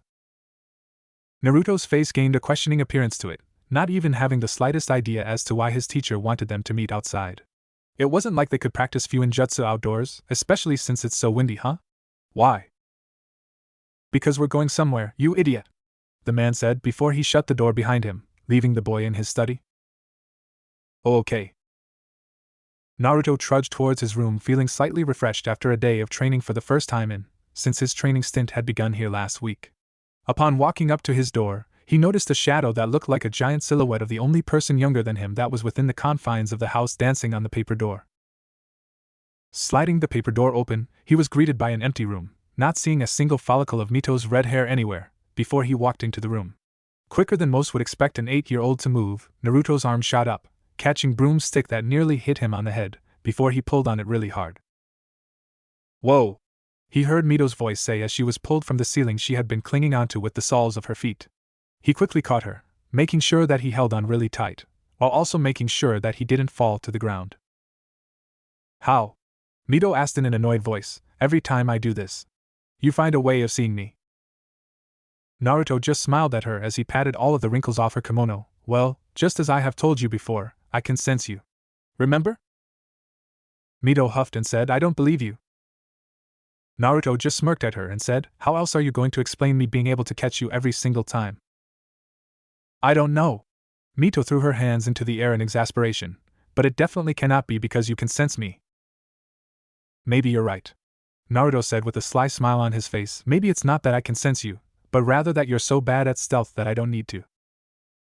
Swoosh. Naruto was gone quicker than Mito could throw a punch. By the time the girl had realized that he had evaded her, he was already plopping himself down onto his futon. "You know, Toussaint designed this really cool thing called a bed. It's way more comfortable than a futon. You guys should get one," Naruto said as he crossed his hands behind his head while lying down on his back. "Bed?" Mito said in confusion, previous verbal turn slightly physical spar already forgotten. "What the heck is that?" Naruto answered the girl as she plopped herself next to him. "Okay, you know how my dad is a carpenter, right?" "Yes?" "Yeah, well, he came up with this really nice piece of furniture that's meant for sleeping purposes. It's called a bed." "That's a terrible name," Mito said. "I know, I was waiting for you to say that before I continued. Everyone, Ka-chan and I included, think it's a bad name, but Tu-chan doesn't really care. His invention, so he's naming it as far as he's concerned," Naruto said. "Okay," Mito drawled out a bit, "but you still haven't told me about what makes it so special that it could beat out a futon." "Oh, it's simple," Naruto said, quickly jumping to his feet, startling Mito a little with the action, before he placed his hand at his waist and said, "Image a futon this size."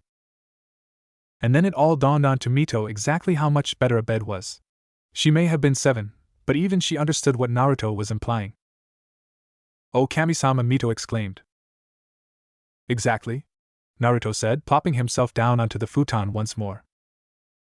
"So how much does your father sell this bird?" "It's bed." "Yes, bed, thing of his?" I'm not really sure.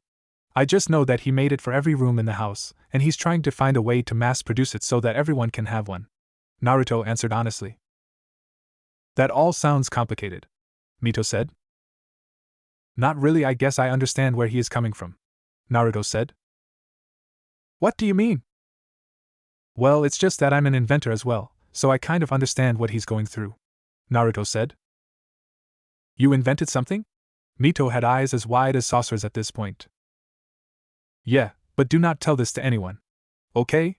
Naruto quickly warned his friend, and she nodded in response to his warning. "Show me," the girl said excitedly. Naruto saw the look she had on her face.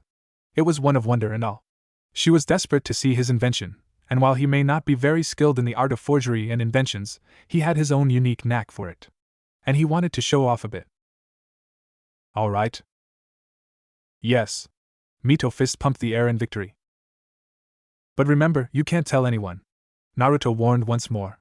This time, though, Mito made the motion of a zip closing over her mouth, before she opened it and swallowed the key. How are you able to swallow the key if you just zipped your mouth? What? Never mind. Naruto got onto his feet once again, and this time he brandished something. Something that he had been tinkering with since he first gained full mastery of it in its original form. A yo-yo? Mito asked him as she saw that he held one in his hand. In all honesty, she was let down. She expected something she had never seen before, not a worn-out yo-yo. SHHHH. Was all the warning Naruto gave, before he lightly tapped his thumb on the yo-yo's surface, before he threw it at the wooden door of the walk-in closet and it embedded itself onto it. Mito's eyes went wide when she saw just how it had embedded itself onto the door of the closet. The yo-yo's once smooth surface now had metallic spikes jutting out in every direction. How? Was all Mito could say as she stared at the yo-yo in awe. It has a few problems, Naruto said, not really answering Mito. For one, in battle someone could cut the string I use and make it useless. Naruto lightly pulled on the extended string of the yo-yo as if to emphasize his point. 2. The blades don't know when to retract. At this, he pulled out the yo-yo in earnest, getting it to clunk dully on the wooden floorboards, before he walked over to it, picked it up, and inspected it for a second. This means that simply pulling it back towards me in the heat of battle for when I want to use it again would make it next to impossible, because it means that it could end up cutting me. Which kind of makes it useless? Mito surmised, getting Naruto to nod at her. Yeah, pretty much, Naruto said. You know what, your yo-yo has lost all of its cool points, Mito said cheekily. Cool points? Naruto said questioningly. How are you and I friends again? Swoosh. Once more Mito had missed her blonde target as he had evaded her and had proceeded to sit down on his futon and work on his yo-yo once again. I'm going to sleep. You suck, Mito said, sticking her tongue out at him. So says Miss I suck at stealth, Naruto answered without looking up as he worked the string of his yo-yo. Whatever, Mr. Araya. Come on, Mito said in frustration. One day I will develop a good comeback for you. And I'll be waiting. Naruto spoke without looking up once more. There were a few moments of near-perfect silence, with the only thing that could be heard being Mito's feet shuffling, before Naruto heard the unmistakable sound of the paper door being slid open, and Mito's feet shuffling some more. Good night, she said to him. He looked up and smiled at her before he waved out his own good night. Then she shut the paper door. Hurry up, will ya? Jinryai's irritated voice permeated through the thick trees of the forest. Just as SEC, Jinryai-sama, Naruto replied. He came bursting out of the tree line, hopping from one tree branch to the next. What took you so long? The old man said, with a slightly raised eyebrow. Naruto did not know what to say at first. A small part of him wanted to lie and blame his tardiness on something else, but he quickly settled for the truth. Mito. Ah, was all the old man said as his face shone in realization. He quickly turned around after that, his clothes billowing slightly from the sudden motion, before he said, well then, follow me. Naruto smiled a little as he followed the man he had taken a huge liking to over the past week. He was honestly giddy with anticipation as he quickly caught up with Jinrei, and they walked at a relatively calm pace. Nothing was said between the little boy and the old man as they walked next to each other in the forest surrounding the home that they lived in. The path that they took soon turned downhill. On either side of this downhill slope the trees thinned out, and in their place were houses. The houses that they encountered first were almost as regal-looking as the house that belonged to the main family. The further they traversed down the hill, the less extravagant the houses became until they just became bland copycats of each other. The houses higher up the hill were for the more important members of the Uzumaki clan, while the ones that were lower were for the run-of-the-mill Uzumaki shinobi. Naruto saw his parents' house amongst the lower section of the hill. Despite his mother being one of the strongest Uzumaki on the island, at least that's what she always said, she was not of any royal patronage, and as such she was housed alongside all of the less important shinobi. Naruto found it funny that all of the old members of the clan lived higher up the hill. Didn't walking up the hill cause any back problems? Looking at the man he walked next to, he got his answer. The duo soon reached a pair of giant wooden doors that were open. This was known as the Great Gateway. It acted as a separator between the Uzumaki clan and what was on the other side of the gates. The Whirling City. The Whirling City acted as the main business hub of the island. People that came from far and wide in order to do business on Yuzu no Kuni always wound up in this city. It ensured that no one that wasn't an Uzumaki stepped foot onto their clan's grounds. Naruto and Jinrei calmly walked through the small CBD of Yuzu no Kuni, taking in the many house-sized stores that made up the CBD. There were stores that specialized in things such as clothing, food, and shinobi supplies. Naruto had been here so many times that he could map out the entire business district with ease. It had been engraved in his mind, which was good because he would one day be stationed as one of its protectors. As the duo continued their brisk walk, they were greeted by many of the civilian store owners and the shinobi that were on duty, serving as watchdogs. The Uzumaki had a unique relationship with people. Due to being known as the hippie clan, a lot of civilians wanted to do business with the Uzumaki because they trusted them. They were known to be a just and fair clan, always looking out for one another, never ever backstabbing anyone. There was a running joke within the shinobi world that the Uzumaki did not even have a single bad bone in them. Of course, this would be preposterous in Naruto's own opinion. If that really were the case, then the Uzumaki would be dead already. They were shinobi, just like everyone else. Due to their strategic positioning as the only clan on Yuzu no Kuni, they were better at hiding their skeletons than other clans on the mainland were. According to his mother, the Uzumaki are the only clan in the world to have an entire city directly under their care. In the mainland, especially in Hai no Kuni, the clans that reside there aren't allowed anywhere near their country's capital, unless if they were invited by the daimyo. The entire place was guarded by a samurai force that, while individually they were weaker than their shinobi counterparts, they more than made up for it with their sheer numbers. All of Hai no Kuni's clans would need to come together and work as one if they ever wanted to take control of the capital. Unfortunately for them, there was just too much bad blood between them all for such a thing to happen. Naruto. Naruto's head snapped towards Jinrei, who had a slightly irritated look on his face as he looked at him. Hi. Finally. Jinrei exasperated, what the heck were you thinking about that could take so much of your time? Nothing much. Naruto said honestly, before he noticed that they were standing in front of a 2-story building that had a gigantic swirl on it. The swirl had a scroll running diagonally across it. Wait, what are we doing at the library? Naruto asked as he turned to look at his traveling companion. We're here to see a friend of mine, Jinrei said with a small smile on her face. Great, Naruto thought, probably an old man. And how right he was. After they had entered the building, they went straight to a man that sat at the front desk of the library. The man wore a red kimono top, dark pants, and wooden geta. Shimanosuke, old friend, Jinrei said with warmth in his voice. Jinrei, you old goat, Shimanosuke said as he got up from his seat and he walked around it in order to stand in front of it. How are you, my friend? Jinrei asked the man as they hugged briefly. Naruto just stood back, not really finding it appropriate to come between these old friends. Don't act like you care about my well-being. Shimanosuke said this with a smile on his face. Jinrei feigned being struck by something in his heart as he clutched onto his yukata's chest region. Ow, that hurts. Good. Shimanosuke said as he folded his arms and said, it shouldn't take you 2 whole years before you check up on me, you old goat. Jinrei pouted and mumbled, you could have gone up to see me, you know. And risk hurting my back? Shimanosuke said, getting Naruto to pat himself on the back for his earlier deduction on the Uzumaki elders having difficulty traversing up the clan's grounds. No thanks. So who's the Gaki? Jinrei, quicker than Naruto would expect one to drop a pout, said, he's blonde and he's an Uzumaki. Shimanosuke had a long pensive look on his face as he racked his brain for the answer, before his face lit up after a few seconds and he said, wait, this is Kushina's Gaki? Yep. Jinrei said. So you're the famous blonde Gaki that has everyone's tongues wagging, Shimanosuke said as he closed in on Naruto, before he placed his wrinkled hand on Naruto's blonde hair. Hi, was all Naruto could say as Shimanosuke ruffled his hair. Good kid, Shimanosuke said, so what's your name? Naruto. Ah, Naruto. Good name. So was it your idea to come and see me, and Naruto? No. I don't even know you, sir. Naruto's answer resulted in something Naruto thought he would never see, an old man sulk. Jinrei chose this as the appropriate moment to laugh at his old friend, find the entire interaction between his student and his old friend to be quite hilarious. Well, that was quite funny. The former clan leader said, well, it was my idea actually. What do you want?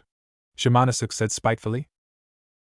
No need to be so cold, old friend, Jinrei said as he stroked his beard, I came here to ask for your help with something. Isn't that always the case with you, always asking for help," Shimanosuke said before he turned and faced Naruto and said, even as kids he couldn't even wipe his own behind without asking for help. Pfft. Naruto broke into a fit of giggles at that. "Hey, that's not true," Jinrei said in outrage, before his face took on the shade of a tomato as he said, "It was just those annoying servants my father had around that wanted to do it." Ha ha ha ha ha. Naruto, at this point, was holding his stomach and laughing his ass off. Jinrei shifted his focus from the floor to Naruto in a split second. "You shouldn't laugh so much, otherwise you'll find yourself mysteriously doing training at 3 a.m. Naruto sobered up really quickly. "Anyway, old friend," Jinrei said as he turned his attention to Shimanosuke, "I have a request." "What is it?" Shimanosuke said in a grumpy manner. "Ninjutsu 101. Jinrei replied with a serious expression. "For the boy?" Shimanosuke said, pointing to Naruto with his head. "Yep." "When should I pop by?" "Whenever you're free." "Alright, but why don't you do it?" "Shimo, we both know that my techniques are a bit too advanced for a 101 class." "You're just lazy, aren't you?" "I have no idea what you're talking about." The two old men just stared each other down for a few seconds, before a smile broke out over Shimanosuke's face. "I'll be there this afternoon for our first lesson." "Alright," Jinrei said before he turned to Naruto, who had been silently observing their conversation from the sidelines for a bit. "We're leaving now." Naruto just nimbly nodded his head before he exited the building behind Jinrei, all the while thinking about old men that behaved like children. XXXXX. Uzumaki main family household. Whenever one thought about what it might be like to be the heiress of a clan, they would surely think along the lines of being spoiled rotten while also being spoon-fed everything that there was to know about the shinobi world. While that would be true for some, it did not apply to Uzumaki Mito. She was a special case. Again. Jin's voice broke through the silence that was within the darkened room. Mito shut her eyes and did as she had been taught ever since she was 5 years old.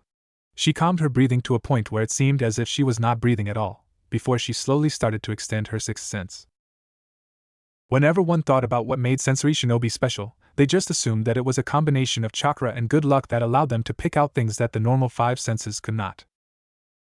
The Uzumaki clan had a different ideology altogether when it came to how sensory skills were to be perceived.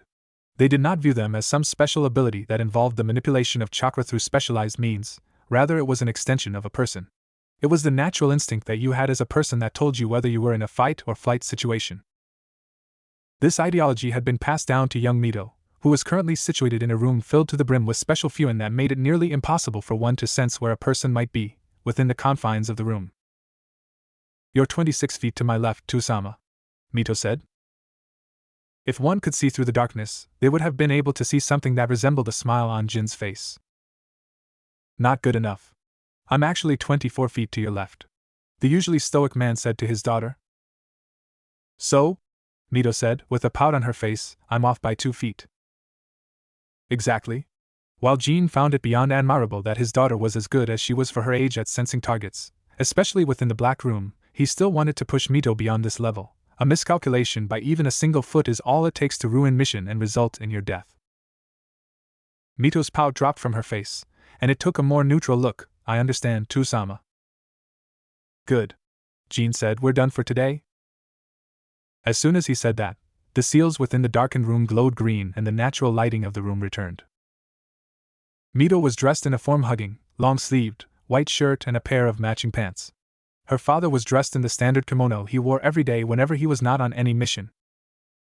The man that led the Uzumaki clan looked at his slightly sweating daughter with a smile on his face and said, "You are progressing well, Mito." "Thank you, Tusama." As much as Mito enjoyed the compliment, she sensed a but coming along. But she internally congratulated herself for being on the money. "You aren't at the level that I expect you to be." "Thanks." Mito was never really sure about how to take her father's words. He could make a complaint seem like a compliment, and vice versa. It astounded her how someone could do such a thing. Mito turned on her heels and started heading for the exit. Her training was done for today.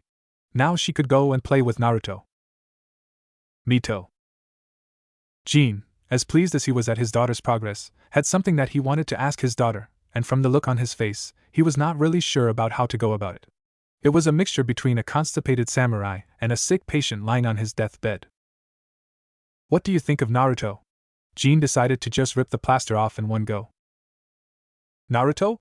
Mito asked her father, with all of her confusion written on her face. Mito may have been 7 years old, but even she could tell that her father did not particularly like Naruto, and she had thought of doing something about it during the weekend he was away. She had asked her grandfather about it, telling him that she did not really like the tension between her newfound friend and her father, but the Uzumaki elder quickly shot her down, saying that this was an issue she should stay out of. Yes, Naruto. The short boy you seem to play with every day. Jean said, or do you have memory loss? Was that a joke? Mito wondered as she stared at her father. He was never really a man of comedy, or anything remotely fun for that matter. He was always serious. I know who you're talking about, Sama. It's just surprising. What is? You asking me about him? He's your friend, or am I mistaken? Nope. He is my friend. Okay. Now, answer my question. Well, Mito began, unsure of how to progress. He's really smart. I know that. Indeed, Naruto was very smart, especially for someone his age. Then what do you want me to say? Mito was becoming frustrated really fast. Her father seemed to be asking something beyond the level of someone that you've only known for a week. Watch your tone, he said sternly, making Mito lower her head. Her father was an adult, and as she had been taught by her grandfather and her mother before she passed away, she ought to respect all adults. I'm sorry, Mito said quietly. Jean looked at Mito's saddened form with a calculated gaze. It would seem he wouldn't be getting what he wanted from her at the moment. You're free to go. No sooner had the words left his mouth, Mito was already out of the room. Jean, now all alone within the confines of the black room, let out a small sigh. He did not like how his daughter had left his presence. It was disrespectful, sure, but that wasn't what he did not like about it. He didn't like how she left the room with the body language of someone that was afraid of him. That is not how a daughter should be with her father. A daughter should love her father unconditionally to the point where fear would be the last thing on her mind. He had already lost one child, and Mito was his last born. His last hope. His last shred of humanity. XXXXX. Uzumaki clan grounds, 3 days later. Nature was silent. Jinrei was silent. Shimanosuke was silent. Naruto was silent, not really. Moving at his top speed, Naruto's hands blurred into a myriad of hand seals, before he rested on the ram hand seal. Shunshin no Jutsu. Naruto's pace quickened exponentially. To a normal civilian it would seem as if he were simply appearing and disappearing from existence with short bursts in between, but to the two men that were watching the young boy train they could see him just fine. To them, he may as well have been walking at a normal, brisk pace. Naruto shimmered into existence next to the old men, hyperventilating as the sweat on his brow was visible for them to see. Ha ha, well done my boy. Shimanosuke said, to get this jutsu down in 3 days is no easy feat. Indeed. Jinrei concurred. Yes. Why, I remember it took old Gingerbreath over here nearly 2 years to get it down. Shimanosuke said, laughing at the look of betrayal on Jinrei's face. Jinrei said, watch what you say in front of my student, you old prune. Do you want him to lose all sense of respect for me? Ha ha ha, what respect? Shimanosuke said, moving away from Jinrei as he pointed a finger at Naruto. Jinrei's head quickly whipped into the general direction of his student, and he found him trying very hard to stifle a laugh. You better not, Jinrei warned the blonde Uzumaki, finger raised and pointing at the boy. Pfft. Naruto's cheeks were red at this point, trying to hold in his laughter. Good boy, Jinrei said as if he had been talking to a dog. He then turned to face Shimanosuke, with a smug smile on his face. See, I still got it. For now, was all the administrator said. I mean, Naruto corrected himself after a small bit of laughter escaped. Jinrei-sama? What is it? I was wondering if you could help me out with an issue of mine. Oh, don't worry about that. Shimanosuke said, he'll help you, but only when your training is complete for the day. You mean we're not done? Naruto asked. Of course not. It's only. Shimanosuke looked up at the sky, 2 o'clock on the dot. Naruto looked up into the sky and silently tried to look at whatever it was that allowed Shimanosuke to be able to tell time just by looking at the sky. Hey, I'm down here, short stuff. Naruto looked at the old man with a mixture of disdain and disappointment. Disdain at being called out on his height, and disappointment, and not being able to see what Shimanosuke used to tell the time. Okay, the old ninjutsu teacher said while rubbing his hands together, now we're getting to something fun. Elemental ninjutsu. Wait. Jinrei immediately intervened, isn't it a bit too early to introduce him to that concept? Don't worry, I'm not gonna teach him nature transformation. Then what are you doing teaching him elemental ninjutsu at age 8? Jinrei all but shouted. My old man had a stupid, but very effective philosophy: start them young, and they grow into it. Shimanosuke with pride in his voice. Uzumaki Kotetsu was a loon. True as that may be, but he was the best at it, Shimanosuke said, not taking the slightest bit of offense at Jinrei's words, before he quickly added, and I don't mean being a loon. I mean teaching. Oh really? Yes. How so? Look, if you're gonna argue with me about whether or not my father made a good teacher or not, then we might as well argue about which vegetable is better between a potato and an onion. Whatever retort Jinrei had quickly died in his throat. I hate you, Jinrei said, turning sideways like a child and ignoring the smug look Shimanosuke sported. I know you do. There was a small bout of silence in the clearing that they were training in, potato. And then it was gone. Onion, Shimanosuke said. Potato. Onion.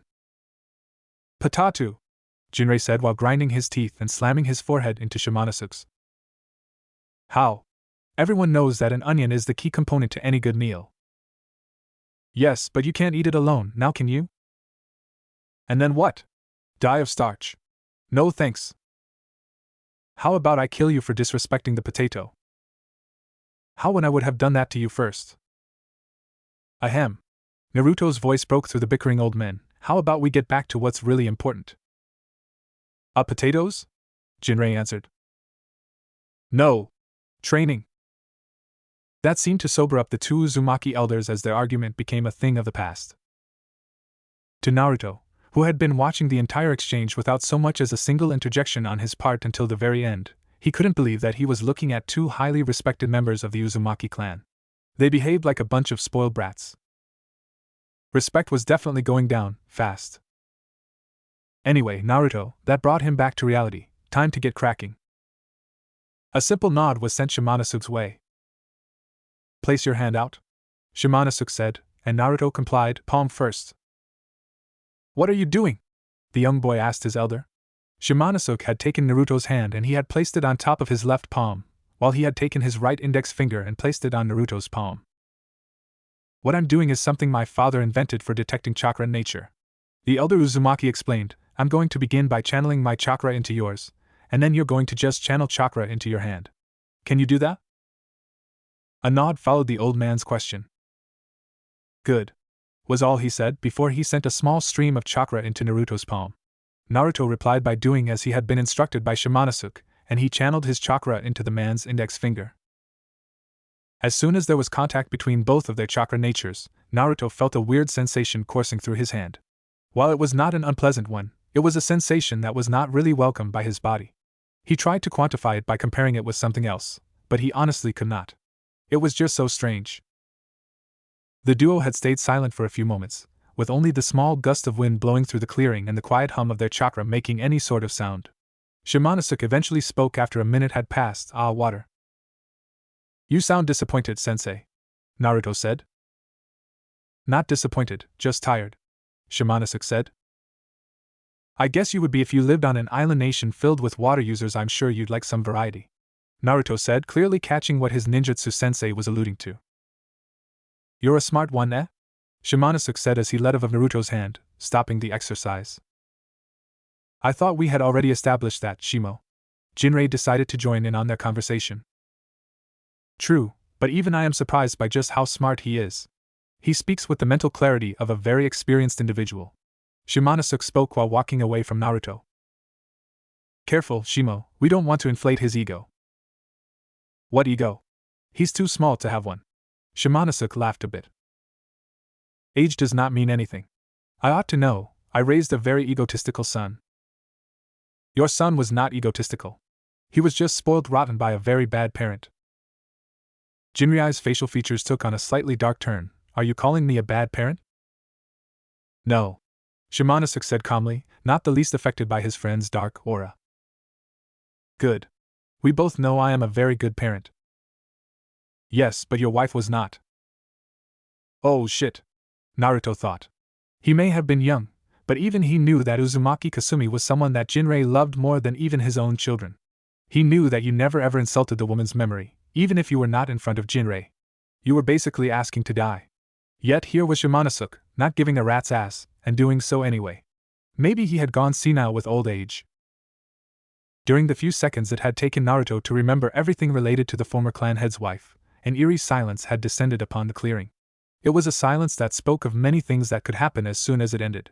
Be it good or bad. In this case, anyone that was there could surmise that something bad was about to happen. Ha ha ha ha ha ha ha ha ha ha ha ha ha ha. And then they would be proven wrong by the sound of laughter that erupted from the two Uzumaki elders. Ha ha ha ha, oh, that is a good one, Shimo. Jinrei spoke in between fits of laughter while clutching his sides. I'm so ha ha ha ha ha ha ha ha sorry, but Kasumi was terrible with kids. Shimanosuke was also finding it very hard to speak in between his fits of laughter. She was so bad, oh ha ha ha, so bad that she dropped Jean when he was just a month old. Maybe that's why, ha ha ha ha ha, he is such an egghead. Ha ha ha ha ha ha. The old men laughed so hard after that they ended up on the floor, just laughing their butts off. Naruto, who had been looking at the old men from the sidelines, decided to just let them be. Uzumaki geezers were just too weird for him. They behaved more like kids than actual adults. I guess I'll just leave you two to it then, Naruto said, referencing to their bout of laughter that they did not seem to be calming down from soon. He slowly made his way out of the clearing, disappearing into the trees that surround the massive clearing, on his way home. The laughter immediately died down as soon as Naruto was out of their sight. The old men looked at each other with very serious expressions that were not something that one would have associated with either of them a few moments ago. So, Jinrei began as he got up from the ground and dusted himself off. What did you want to talk about? Shimanosuke mimicked his friend, standing up and dusting himself off as well.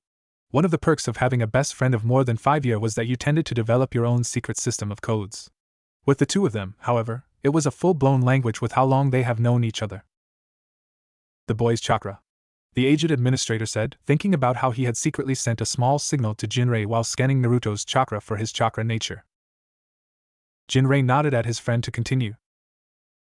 There's a strangeness to it, Shimanosuke said, trying to find the proper words to say what he wanted. The technique his father created was something that was meant to decipher a person's chakra nature. One of its requirements was that you needed to have a certain level of mastery in the 5 basic chakra natures, and Shimanosuke had that.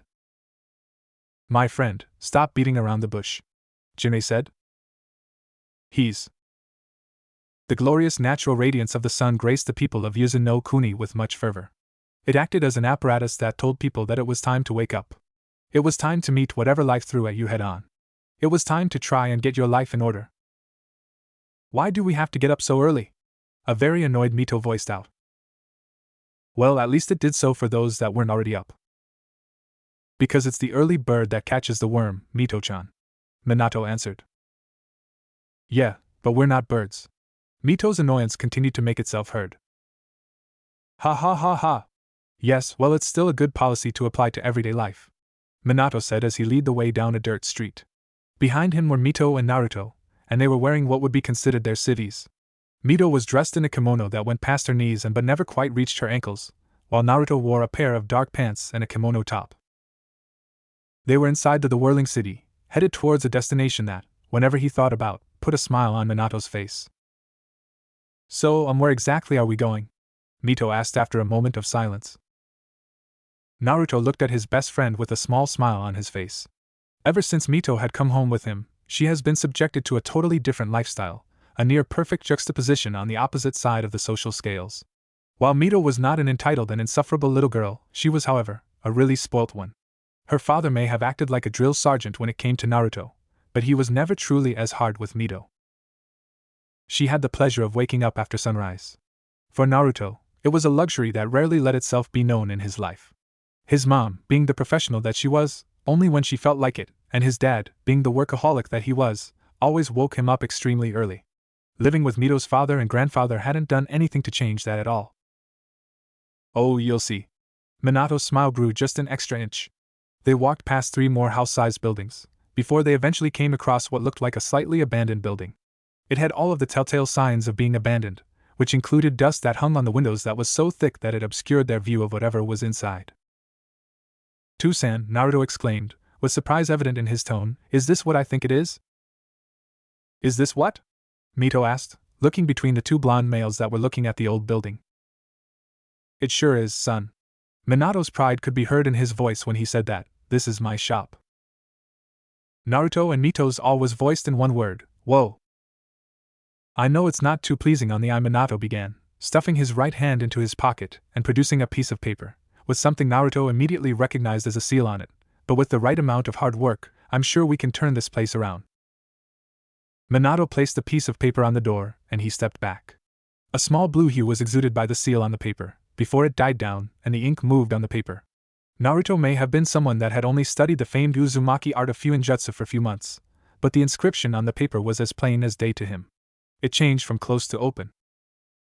Then his mind immediately backtracked to something his father said. "Wait, did you say we?"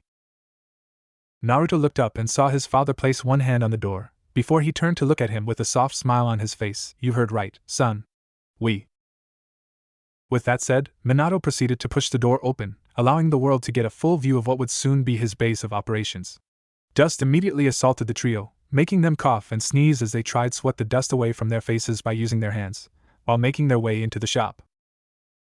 Naruto looked at the shop, finding it to be pretty bare, but with a lot of space. He could definitely see why his father bought, or was it rent out, the building despite its dilapidated state. With the right amount of people, it could become a proper shop, one where he could operate out of nicely. Knowing his father, he'd probably include a room for his inventions that weren't ready to be shown to the general public. Minato coughed a bit, before he said, "So what do you guys think?" Mito looked at the dusty form of Minato with watery eyes and said, "It's dusty, that's for sure." "Ha ha ha ha ha ha ha ha ha. I couldn't agree with you more, Mito-chan." Minato then turned to look at his son. "Sochi, you know what to do." Naruto quickly drew back his right sleeve, revealing a wristband with Fuin on it. With a quick application of chakra, the wristband was covered in a harmless white smoke, before it disappeared and was soon replaced by a normal-sized scroll. He put the scroll on the floor and quickly did what his did with the seal on his wristband. This time though, instead of a scroll, he got cleaning utensils. "Ah, so this is what Mom put in the scroll," Naruto exclaimed.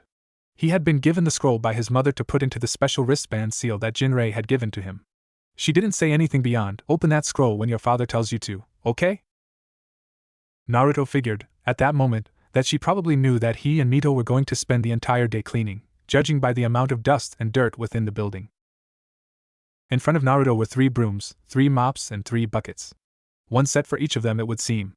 Along with that, there was what appeared to be some sort of dried cow dung stuffed into a tin. One for each person. Not a lot of people outside the domestic worker field knew exactly what was used to shine floors, but Naruto did.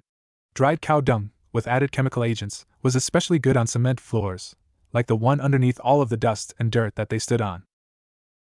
"Alright guys," Minato's voice brought him back to the real world, "take a broom and let's start sweeping."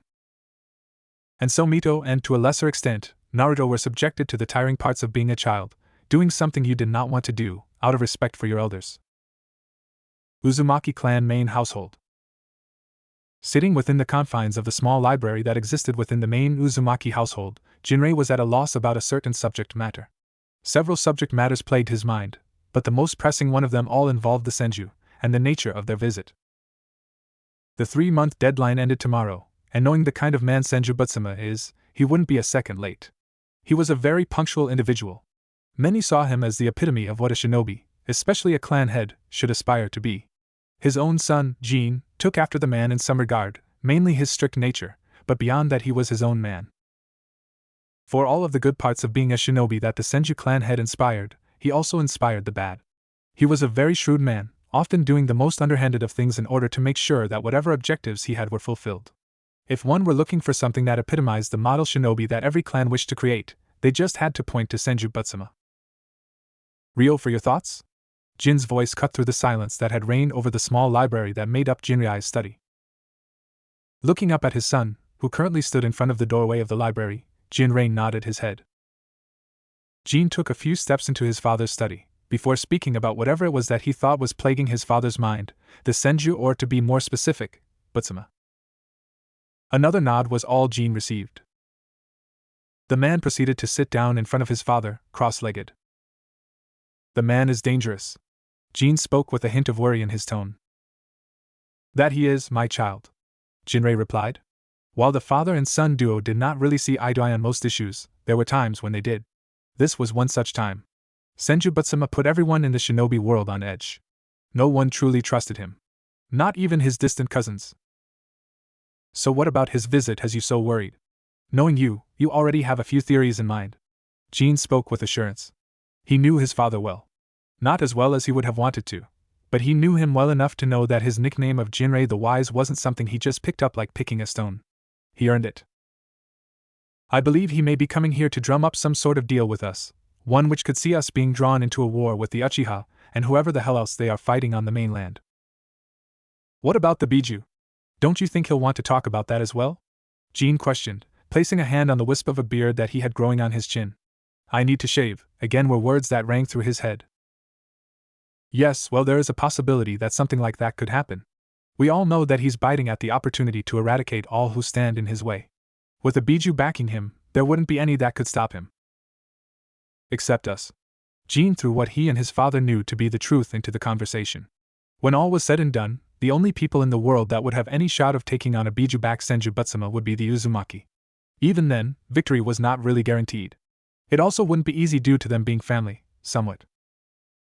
Over the last 10 years though, even the word family has started to blur a little thanks to the tyrannical Senju leader. Indeed. If a Biju was indeed what Senju Butsuma was hoping to get, then the world was in for it. Uzumaki included. Minato's store, afternoon. Cleaning up the future store of Namikaze's Minato had been surprisingly easier than expected. By 12, they had already finished sweeping and mopping the place. 3 hours, and lots of perfume-scented dung floor polish later, they were now relaxing outside the building, with an ice-cold beverage in each of their hands. Well, that was fun, right guys? Minato spoke with a slight chuckle. A man walked by and waved his hand at the trio, and they proceeded to reciprocate it. They had been getting them from the various denizens of the civilian side of the island all day long. If you like spending your entire day cleaning, then yes. It was absolutely fun. Mito spoke with a hint of annoyance in her tone. Minato was proud of the clan heir. She took to the task of helping with the cleaning without so much as a complaint out of her. He was afraid that maybe she would come out spoiled rotten like most of the supposed royalty that existed in this world. Guess there's an exception to every rule.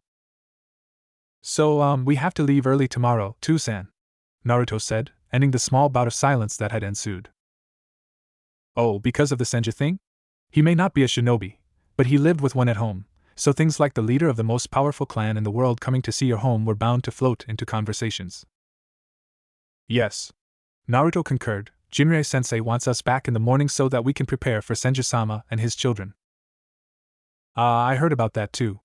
Minato said, is it just going to be them only? We're not really sure. Mito answered, from what Tusama said, we should expect more. I see. Minato's face took on a thoughtful expression as he mulled an idea over in his head. His face soon took on a look of someone that just struck gold. Wait a sec, this could be the opportunity one had been looking for. What do you mean, Tusan? Naruto asked, seeing the look on his father's face. It was a look he knew all too well. It was the same look he had whenever he had a brilliant idea. Turning quicker than expected, Minato grabbed both children's hands and held them together while also donning a pleading look on his face. Before he spoke, can you two get the Senju entourage and Jean and Jinrei-sama to pop by the store tomorrow? Why? Was all Naruto could ask of his father. Because if you do that, then I can have some special people act as my pseudo-ambassadors for my business. Minato said, pleading look turning into a crazed look in a few seconds. He was beginning to jump on his feet the more he thought about his idea. What exactly are you going to be selling, Minato Aji? Mito asked with a hint of nerves in her voice. Naruto was the one that answered her instead of Minato. Remember that invention that I told you about a few months ago? You mean what was it? Oh, the bed. Right. Mito exclaimed. Bed. Both blondes corrected her at the time. Oh. Mito blushed a little at them, admonishing her. Yes, well, can you guys do it? Minato pleaded, once more. Naruto looked at Mito for a few seconds, before he turned and looked back at his father and said, "Sure, I guess. Yeah. I can get Tusama to come here." Mito spoke with confidence at her ability to do that. "Thank you so much, children." Minato's jubilation could be seen by the hug he gave both children, and could be heard in his voice. "No problem, Tusan/Minato Aji." Both children sounded happy to help. As soon as the hug ended, both children began thinking up ways in which they could lure the leaders of the two clans. Yuzu no Kuni South Port, the next day. The port of Hai no Kuni was packed. Fishermen that frequented the legendary island that only housed one clan had docked their boats, and ships in the spaces made readily available to them. There was a special section of the port that was dedicated to the large ship that the Senju would be arriving in. Everyone on the island, shinobi and civilian alike, wanted to catch a glimpse of the leader of the most powerful clan in the world. For those that lived on the island, it was perhaps a once-in-a-lifetime opportunity. Standing at the head of it all, at the foot of the pier, was the main Uzumaki family and Naruto.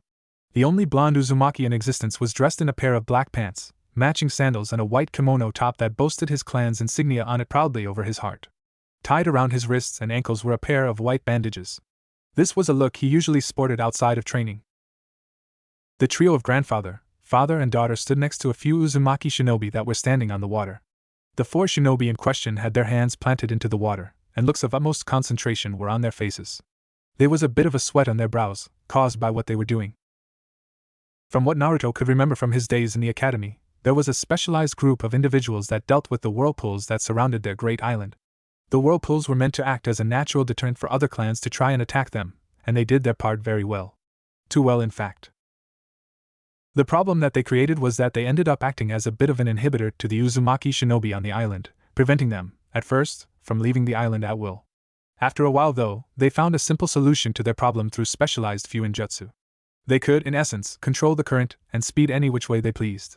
This allowed them to have something akin to an early barrier detection system that could, in theory, prevent any and all from crossing their waters unless if the Uzumaki gave express permission.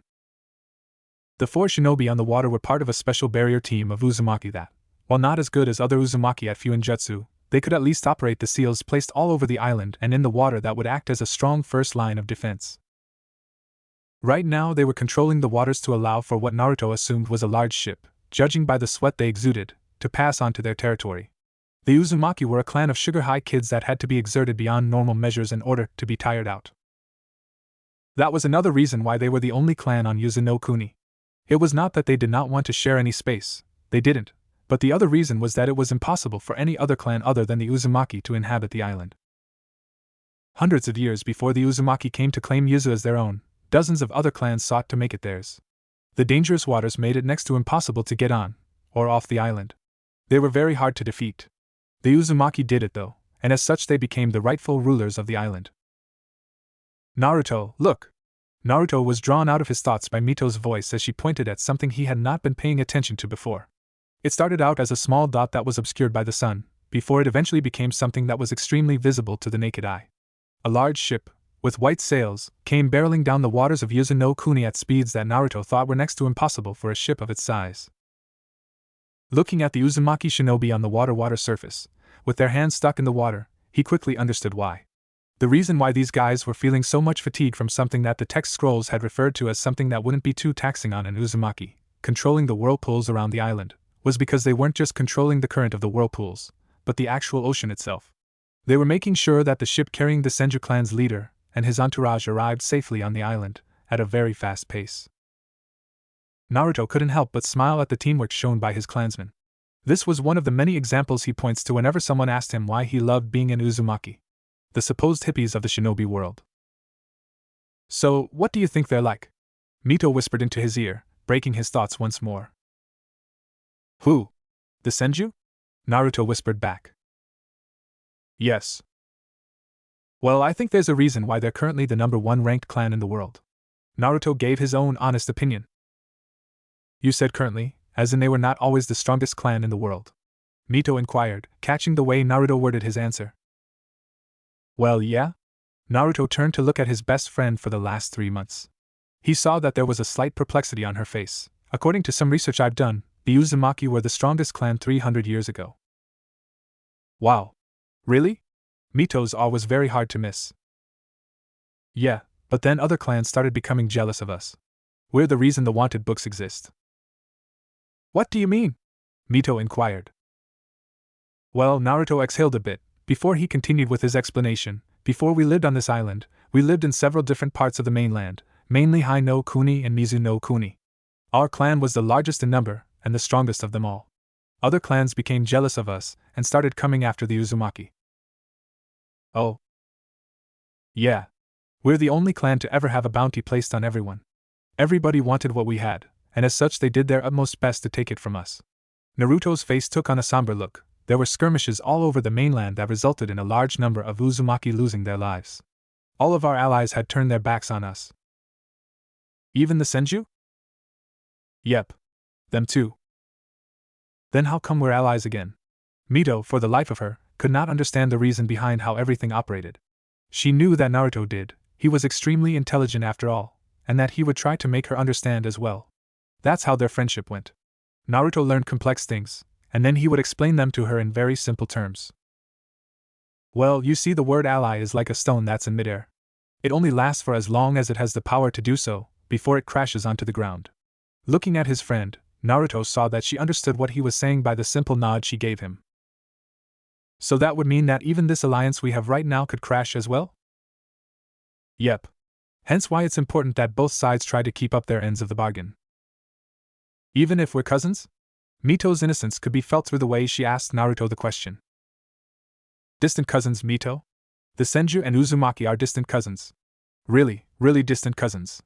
Naruto spoke with such clarity that Mito understood what he was saying underneath it all. The Uzumaki and Senju weren't truly family. Not at all. Naruto could see that Mito finally understood the gravity of the visit by the Senju.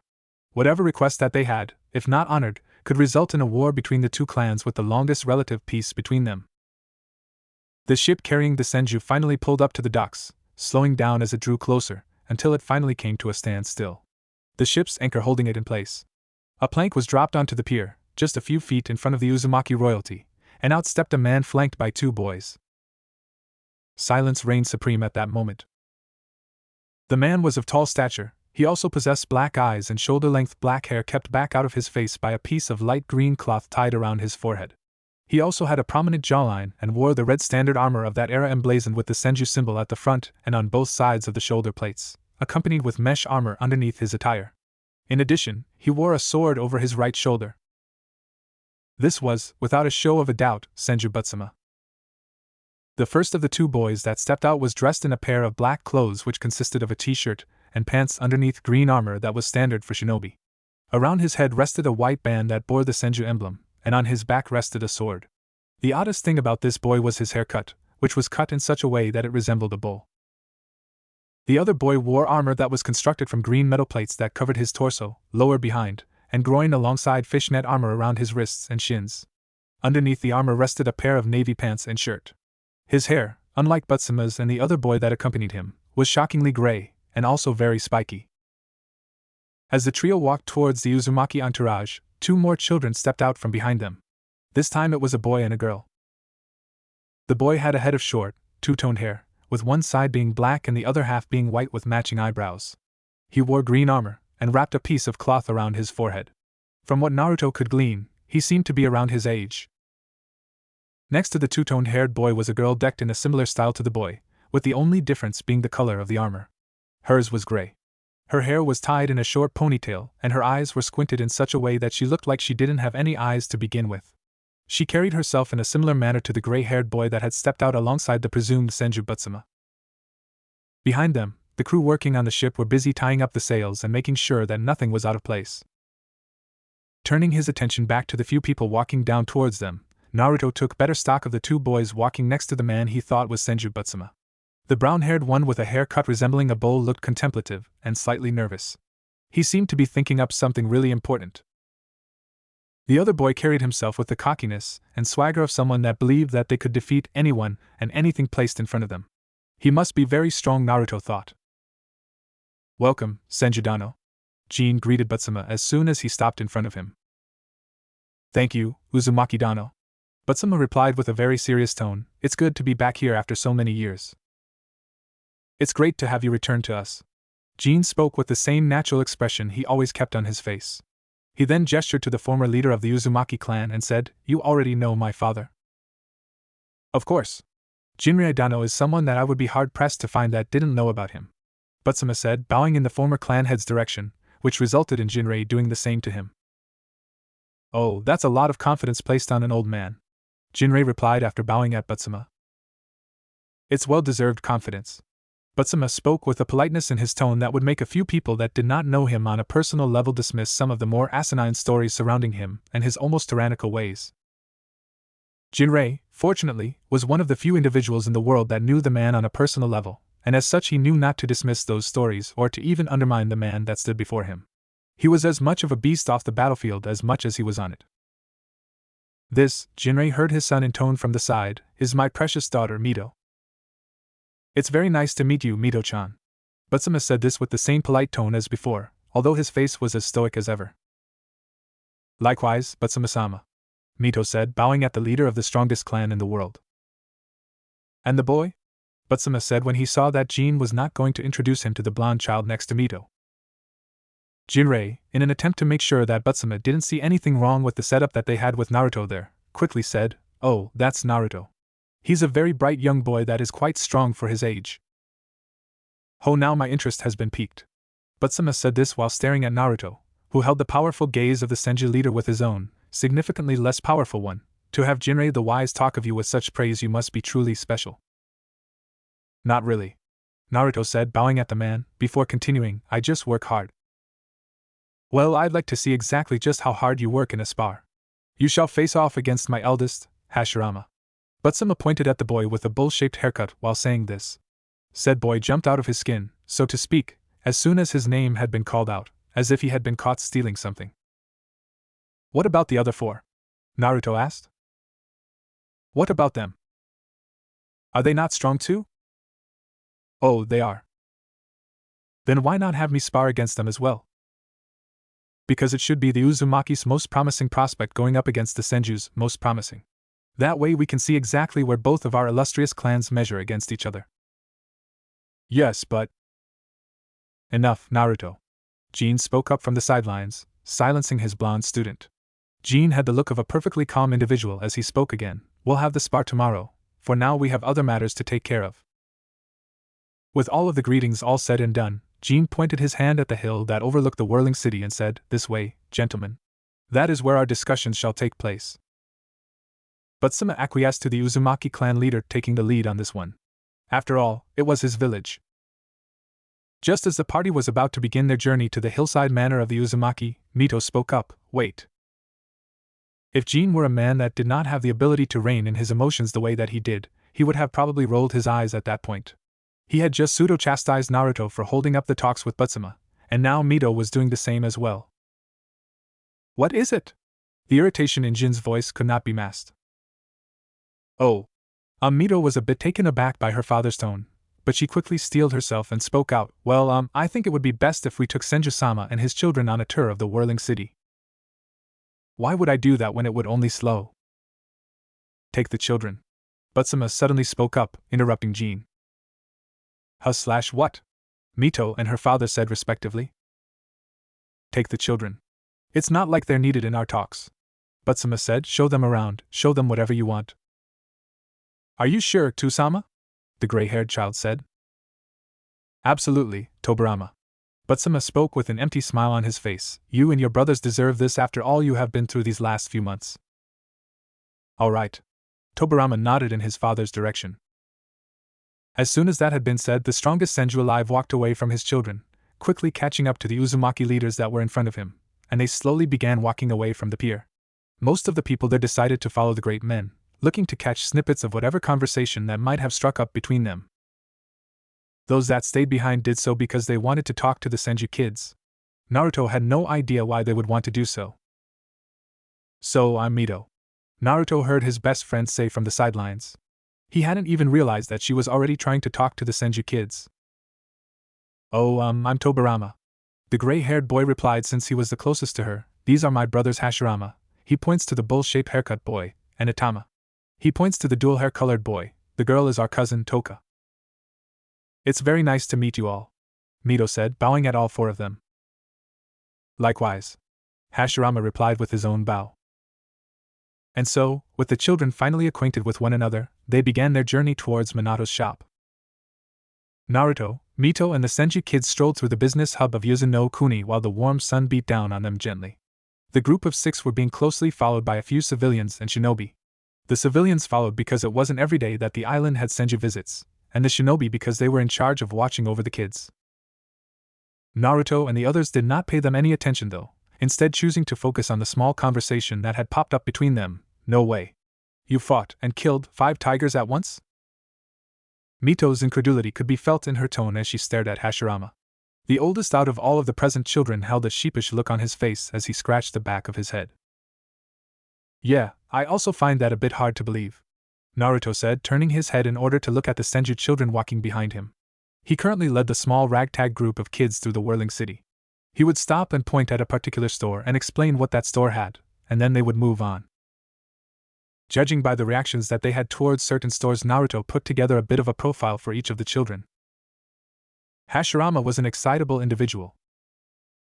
Tobirama was someone that kept quiet a lot. He barely let any sort of emotion slip throughout the impromptu tour.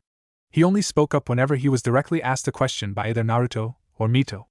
The other Senju kids just seemed to treat this as a normal behavior, so Naruto assumed that it was such. The only time he spoke was when he was reprimanding the other Senju kids sans Toka, who just kept quiet just as much as Tobirama did. Itama was a bit harder to figure out, because while he was talkative, it only happened whenever he saw something that he thought was worth mentioning. Anything beyond that was considered nothing worth talking about. Naruto found the Senju brothers to be a perfect blend of each other. One spoke a lot, while the other barely spoke, and the third was a bit of an amalgamation of both. His hair denoting that fact. Hey guys, the youngest Senju said, drawing the attention of all of the other kids to him. I hear that Yuzu has some of the most exotic, animals in this world. Yeah, that's true. Mito interrupted excitedly. You want to see them? Before Itama could answer, Hashirama beat him to the punch. Heck yeah. That actually sounds cool. Plus, I can get a feel of the Yuzu forestry. Naruto turned a critical eye onto the oldest Senju in the group. Why would he want to get a feel of the forestry of his nation? Looking at Tobirama, and his reaction to Hashirama's outburst, it would seem that there was more to what Hashirama said than one would initially think. The slightly scathing look shot in Hashirama's general direction after his comment made, which made the older boy shrivel a little under his brother's gaze, was a dead giveaway. Quickly schooling his features, Naruto pretended to not notice a single thing out of place with Hashirama's statement, and just said, if you want to see what we have, then follow my lead. Quicker than most of the civilians could follow, Naruto jumped onto a nearby rooftop, with Mito following suit. Hashirama, Tobirama, Itama and Toka also followed soon after, looking to see where the blonde Uzumaki would take them. Uzumaki clan main house, same time. The tension between the leaders of the two distantly related clans was so palpable that it could be cut by an actual bladed weapon. If there was any other person, aside from the 3 powerful figures that were currently there in the room, they would have been sweating a lot. Fortunately, the men that currently took part in these talks were experienced shinobi. 2 of them were clan heads, a job description that came with the biggest headaches imaginable, while the other was a former clan head. Tension was nothing new to any of them. So, what can we do for you, Butsumadano? Jean began the discussion in its new location, cool as a cucumber. All of the pleasantries went the way of the dinosaur as soon as the 3 men entered the study that the meeting was taking place in. That did not mean that he had to show his true colors yet. You sound like someone that doesn't really want to talk, Butsuma stated, small smile placed on his slightly wrinkled face. Of course Jean didn't want to talk to the man. He would have preferred if he never saw or spoke to the man ever again. Any amount of time spent away from Senju Butsuma was good for you in Jin's book. He knew that his father agreed with him, but he would never really say so. Alas, things rarely work in your favor, even as the head of a powerful clan. Nothing like that, Butsumadano. Jean lied through his teeth, even though he knew that Butsuma knew that it was the total opposite. He did not care. I'm just curious as to what it is that you want to discuss with us, especially after making us wait for 3 whole months before we could find out. As soon as he finished speaking, Jean saw something he never thought he would ever see on Butsuma's face. Something akin to worry. Jinrei picked up on this too, but chose to say nothing, just like his son. He was merely present in order to give his 2 cents whenever the 2 clan heads needed it. Outside of that, however, he was merely a spectator. Butsuma seemed to be battling with something inside him, if the slight fluctuation of his facial muscles were anything to go by. These were not pronounced fluctuations, just small, nondescript ones. Fluctuations that only shinobi of a high caliber could pick up. What I wanted to discuss with you 3 months ago is different from what I want to discuss right now, Butsuma said, pausing to gather his thoughts while he stared into the previous and current leaders of his sister clan. Jin wanted to ask the man to speed things up. He did not want to sit in his father's study all day. Unfortunately for him, doing so would make him seem like someone that was impatient, and that was most certainly not him. 4 months ago, my eldest, Hashirama, developed something. I don't want to call it a Kekkai Genkai, because that would be presumptuous, but it bears all of the telltale signs of one. Butsuma's statement caused the 2 Uzumaki men to raise their eyebrows slightly. It wasn't common knowledge that the father-son duo rarely saw eye to eye, to the point where people would sometimes question if they were related by blood or not. Seeing the mannerism that they had just shared shed those thoughts out of Butsuma's mind. He was one of the few that were privy to know that the father and son that sat before him rarely saw eye to eye. For Jinrei and his son, their thoughts were aligned with the implications of what Butsuma had just said. The Senju were the most powerful clan in the world. No one, except the Uchiha, would dispute that claim. For them to develop a Kekkai Genkai, well, that was something else entirely. These people were a group of Kekkai Genkai-less shinobi that made it their life's work to stomp out every single clan out there, including the clan that possessed the, theoretically, most powerful Kekkai Genkai. What type of power did your son develop? Jinrei asked, feeling the need to forego his role as the guy that would only throw in a comment here and there, and just straight up be involved with the conversation. Is it a dojutsu? Is it elemental, or is it something else entirely? Elemental. Butsuma answered the old man that was usually quiet during these proceedings. The element itself is very strange. Nothing like the ice or the lava that we all know of. It's something weaker, really. The slight disappointment could be heard in Butsuma's tone. The man was a warmonger and a power-hungry dog. Despite the fact that his clan could be on the cusp of discovering an elemental bloodline that's never been seen or heard of before, judging by his earlier words of how even he could not identify it, due to the fact that it was not as destructive as the Yuki clan's Hayatan or the Yantan that was scattered throughout the various clans of Tsuchi no Kuni and Kaminari no Kuni, it was potentially worthless in his eyes. How so? Jin asked. It lacks any destructive capabilities. Disappointment evident in Butsuma's voice. It's good for one thing though. And that is? Jin asked, wishing the man would get to the point already.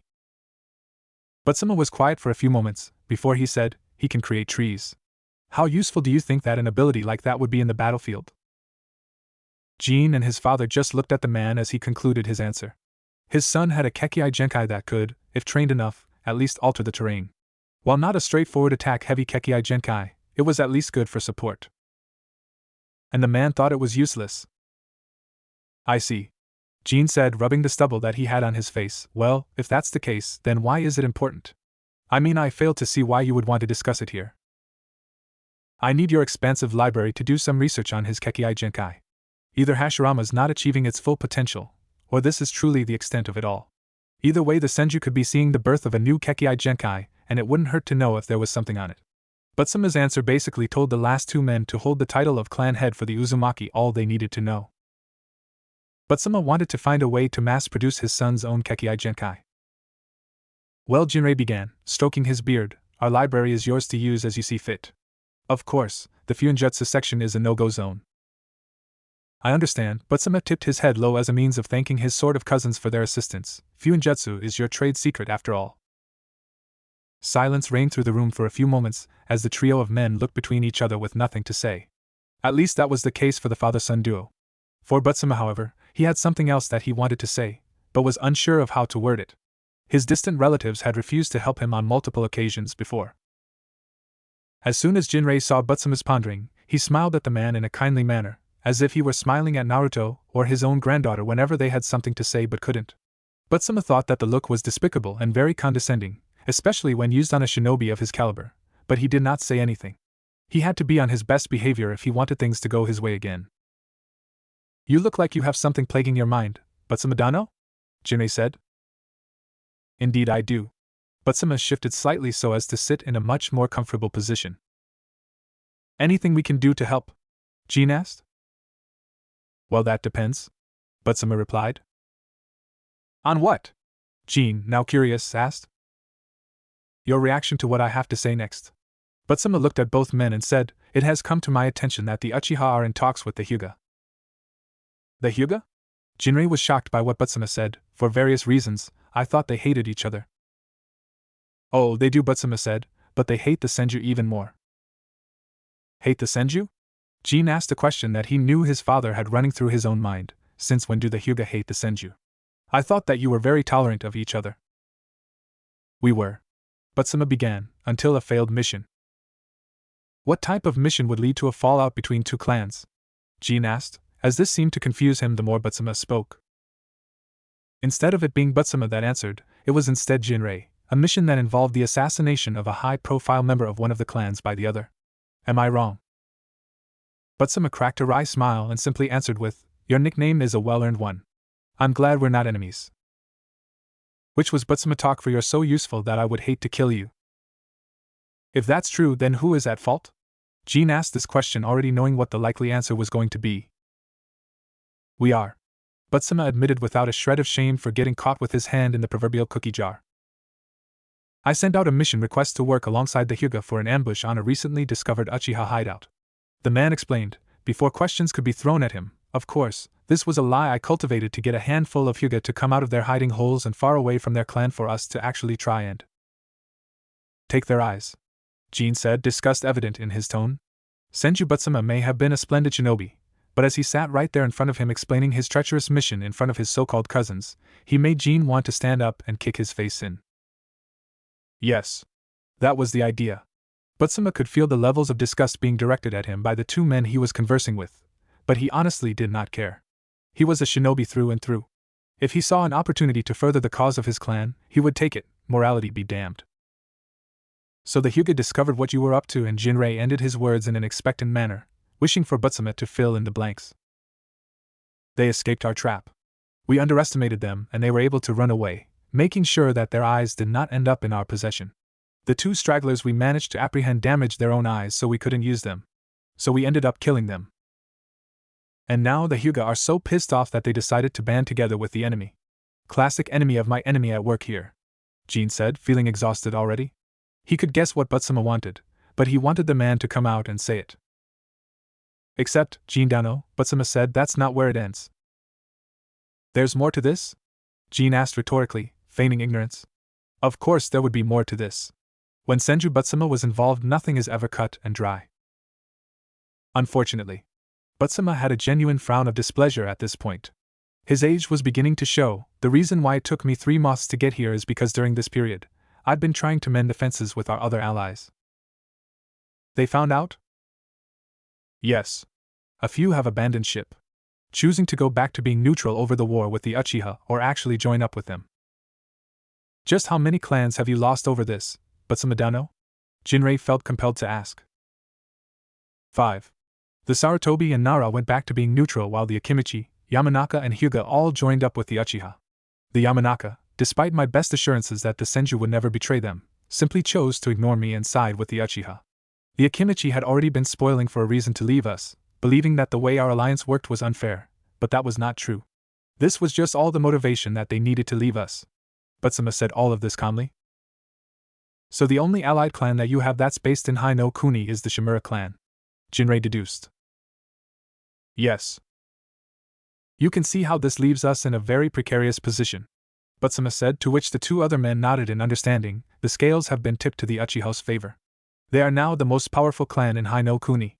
And because of this, they have become what's the saying? What's the mechanism that is used to launch arrows from a crossbow? A trigger, Jinrei answered. Yes, that. They have become trigger happy, Butsuma concluded.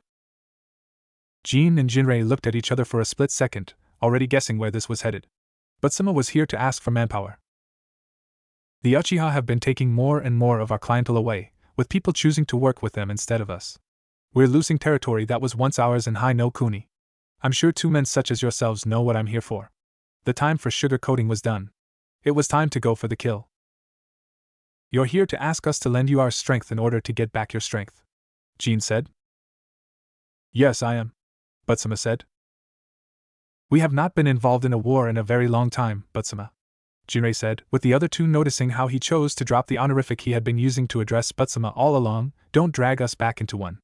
especially one that does not concern us. There was complete silence in the room for the briefest of moments, before Butsuma started chuckling. It started off quietly, but within 3 seconds it had become full-blown laughter. He ha ha ha ha ha ha. Does not concern you? Butsuma had a look that was a cross between angry and crazy. Are you crazy, old man? Of course it concerns you. Your clan has not seen war for a very long time because of us. The Senju. It was our generosity that allowed you to stay out of harm's way for so long. We've been shouldering the burden of fighting not only our enemies, but yours as well. Butsuma stood up quicker than most people would ever be able to in that situation. Now, when we need your help, you reject us like every other time that we do it. Nah, not this time. You will not reject us because this is not a request that can be ignored. Just think. Think for a second. Think about what will happen to your clan if we're gone. We're your biggest Fuinjutsu customers. We are the ones that buy most of your exports and sell them on the mainland. We, the Senju. Once we're gone, you won't have a buffer to protect yourselves from the outside world beyond the pitiful whirlpools that surround your island. And we know that they won't hold up a candle to a clan with flying animal summons. So get off your blasted high horses, Uzumaki, and start pulling your own damn weight in this world. Then he went deathly quiet, because if you don't, oh dear cousins, if you don't, then you will burn to the ground. You and this beautiful island of yours. By the time he finished, Butsuma was hyperventilating. He had never spoken so many words in one go in such a long time. Only women, as far as he was concerned, spoke as many words as that in one go. His father had raised a man, a true warrior of the Senju. He didn't raise a weakling. Jinrei and Jin were surprised by the amount of passion and energy that Jinrei had put in that tirade.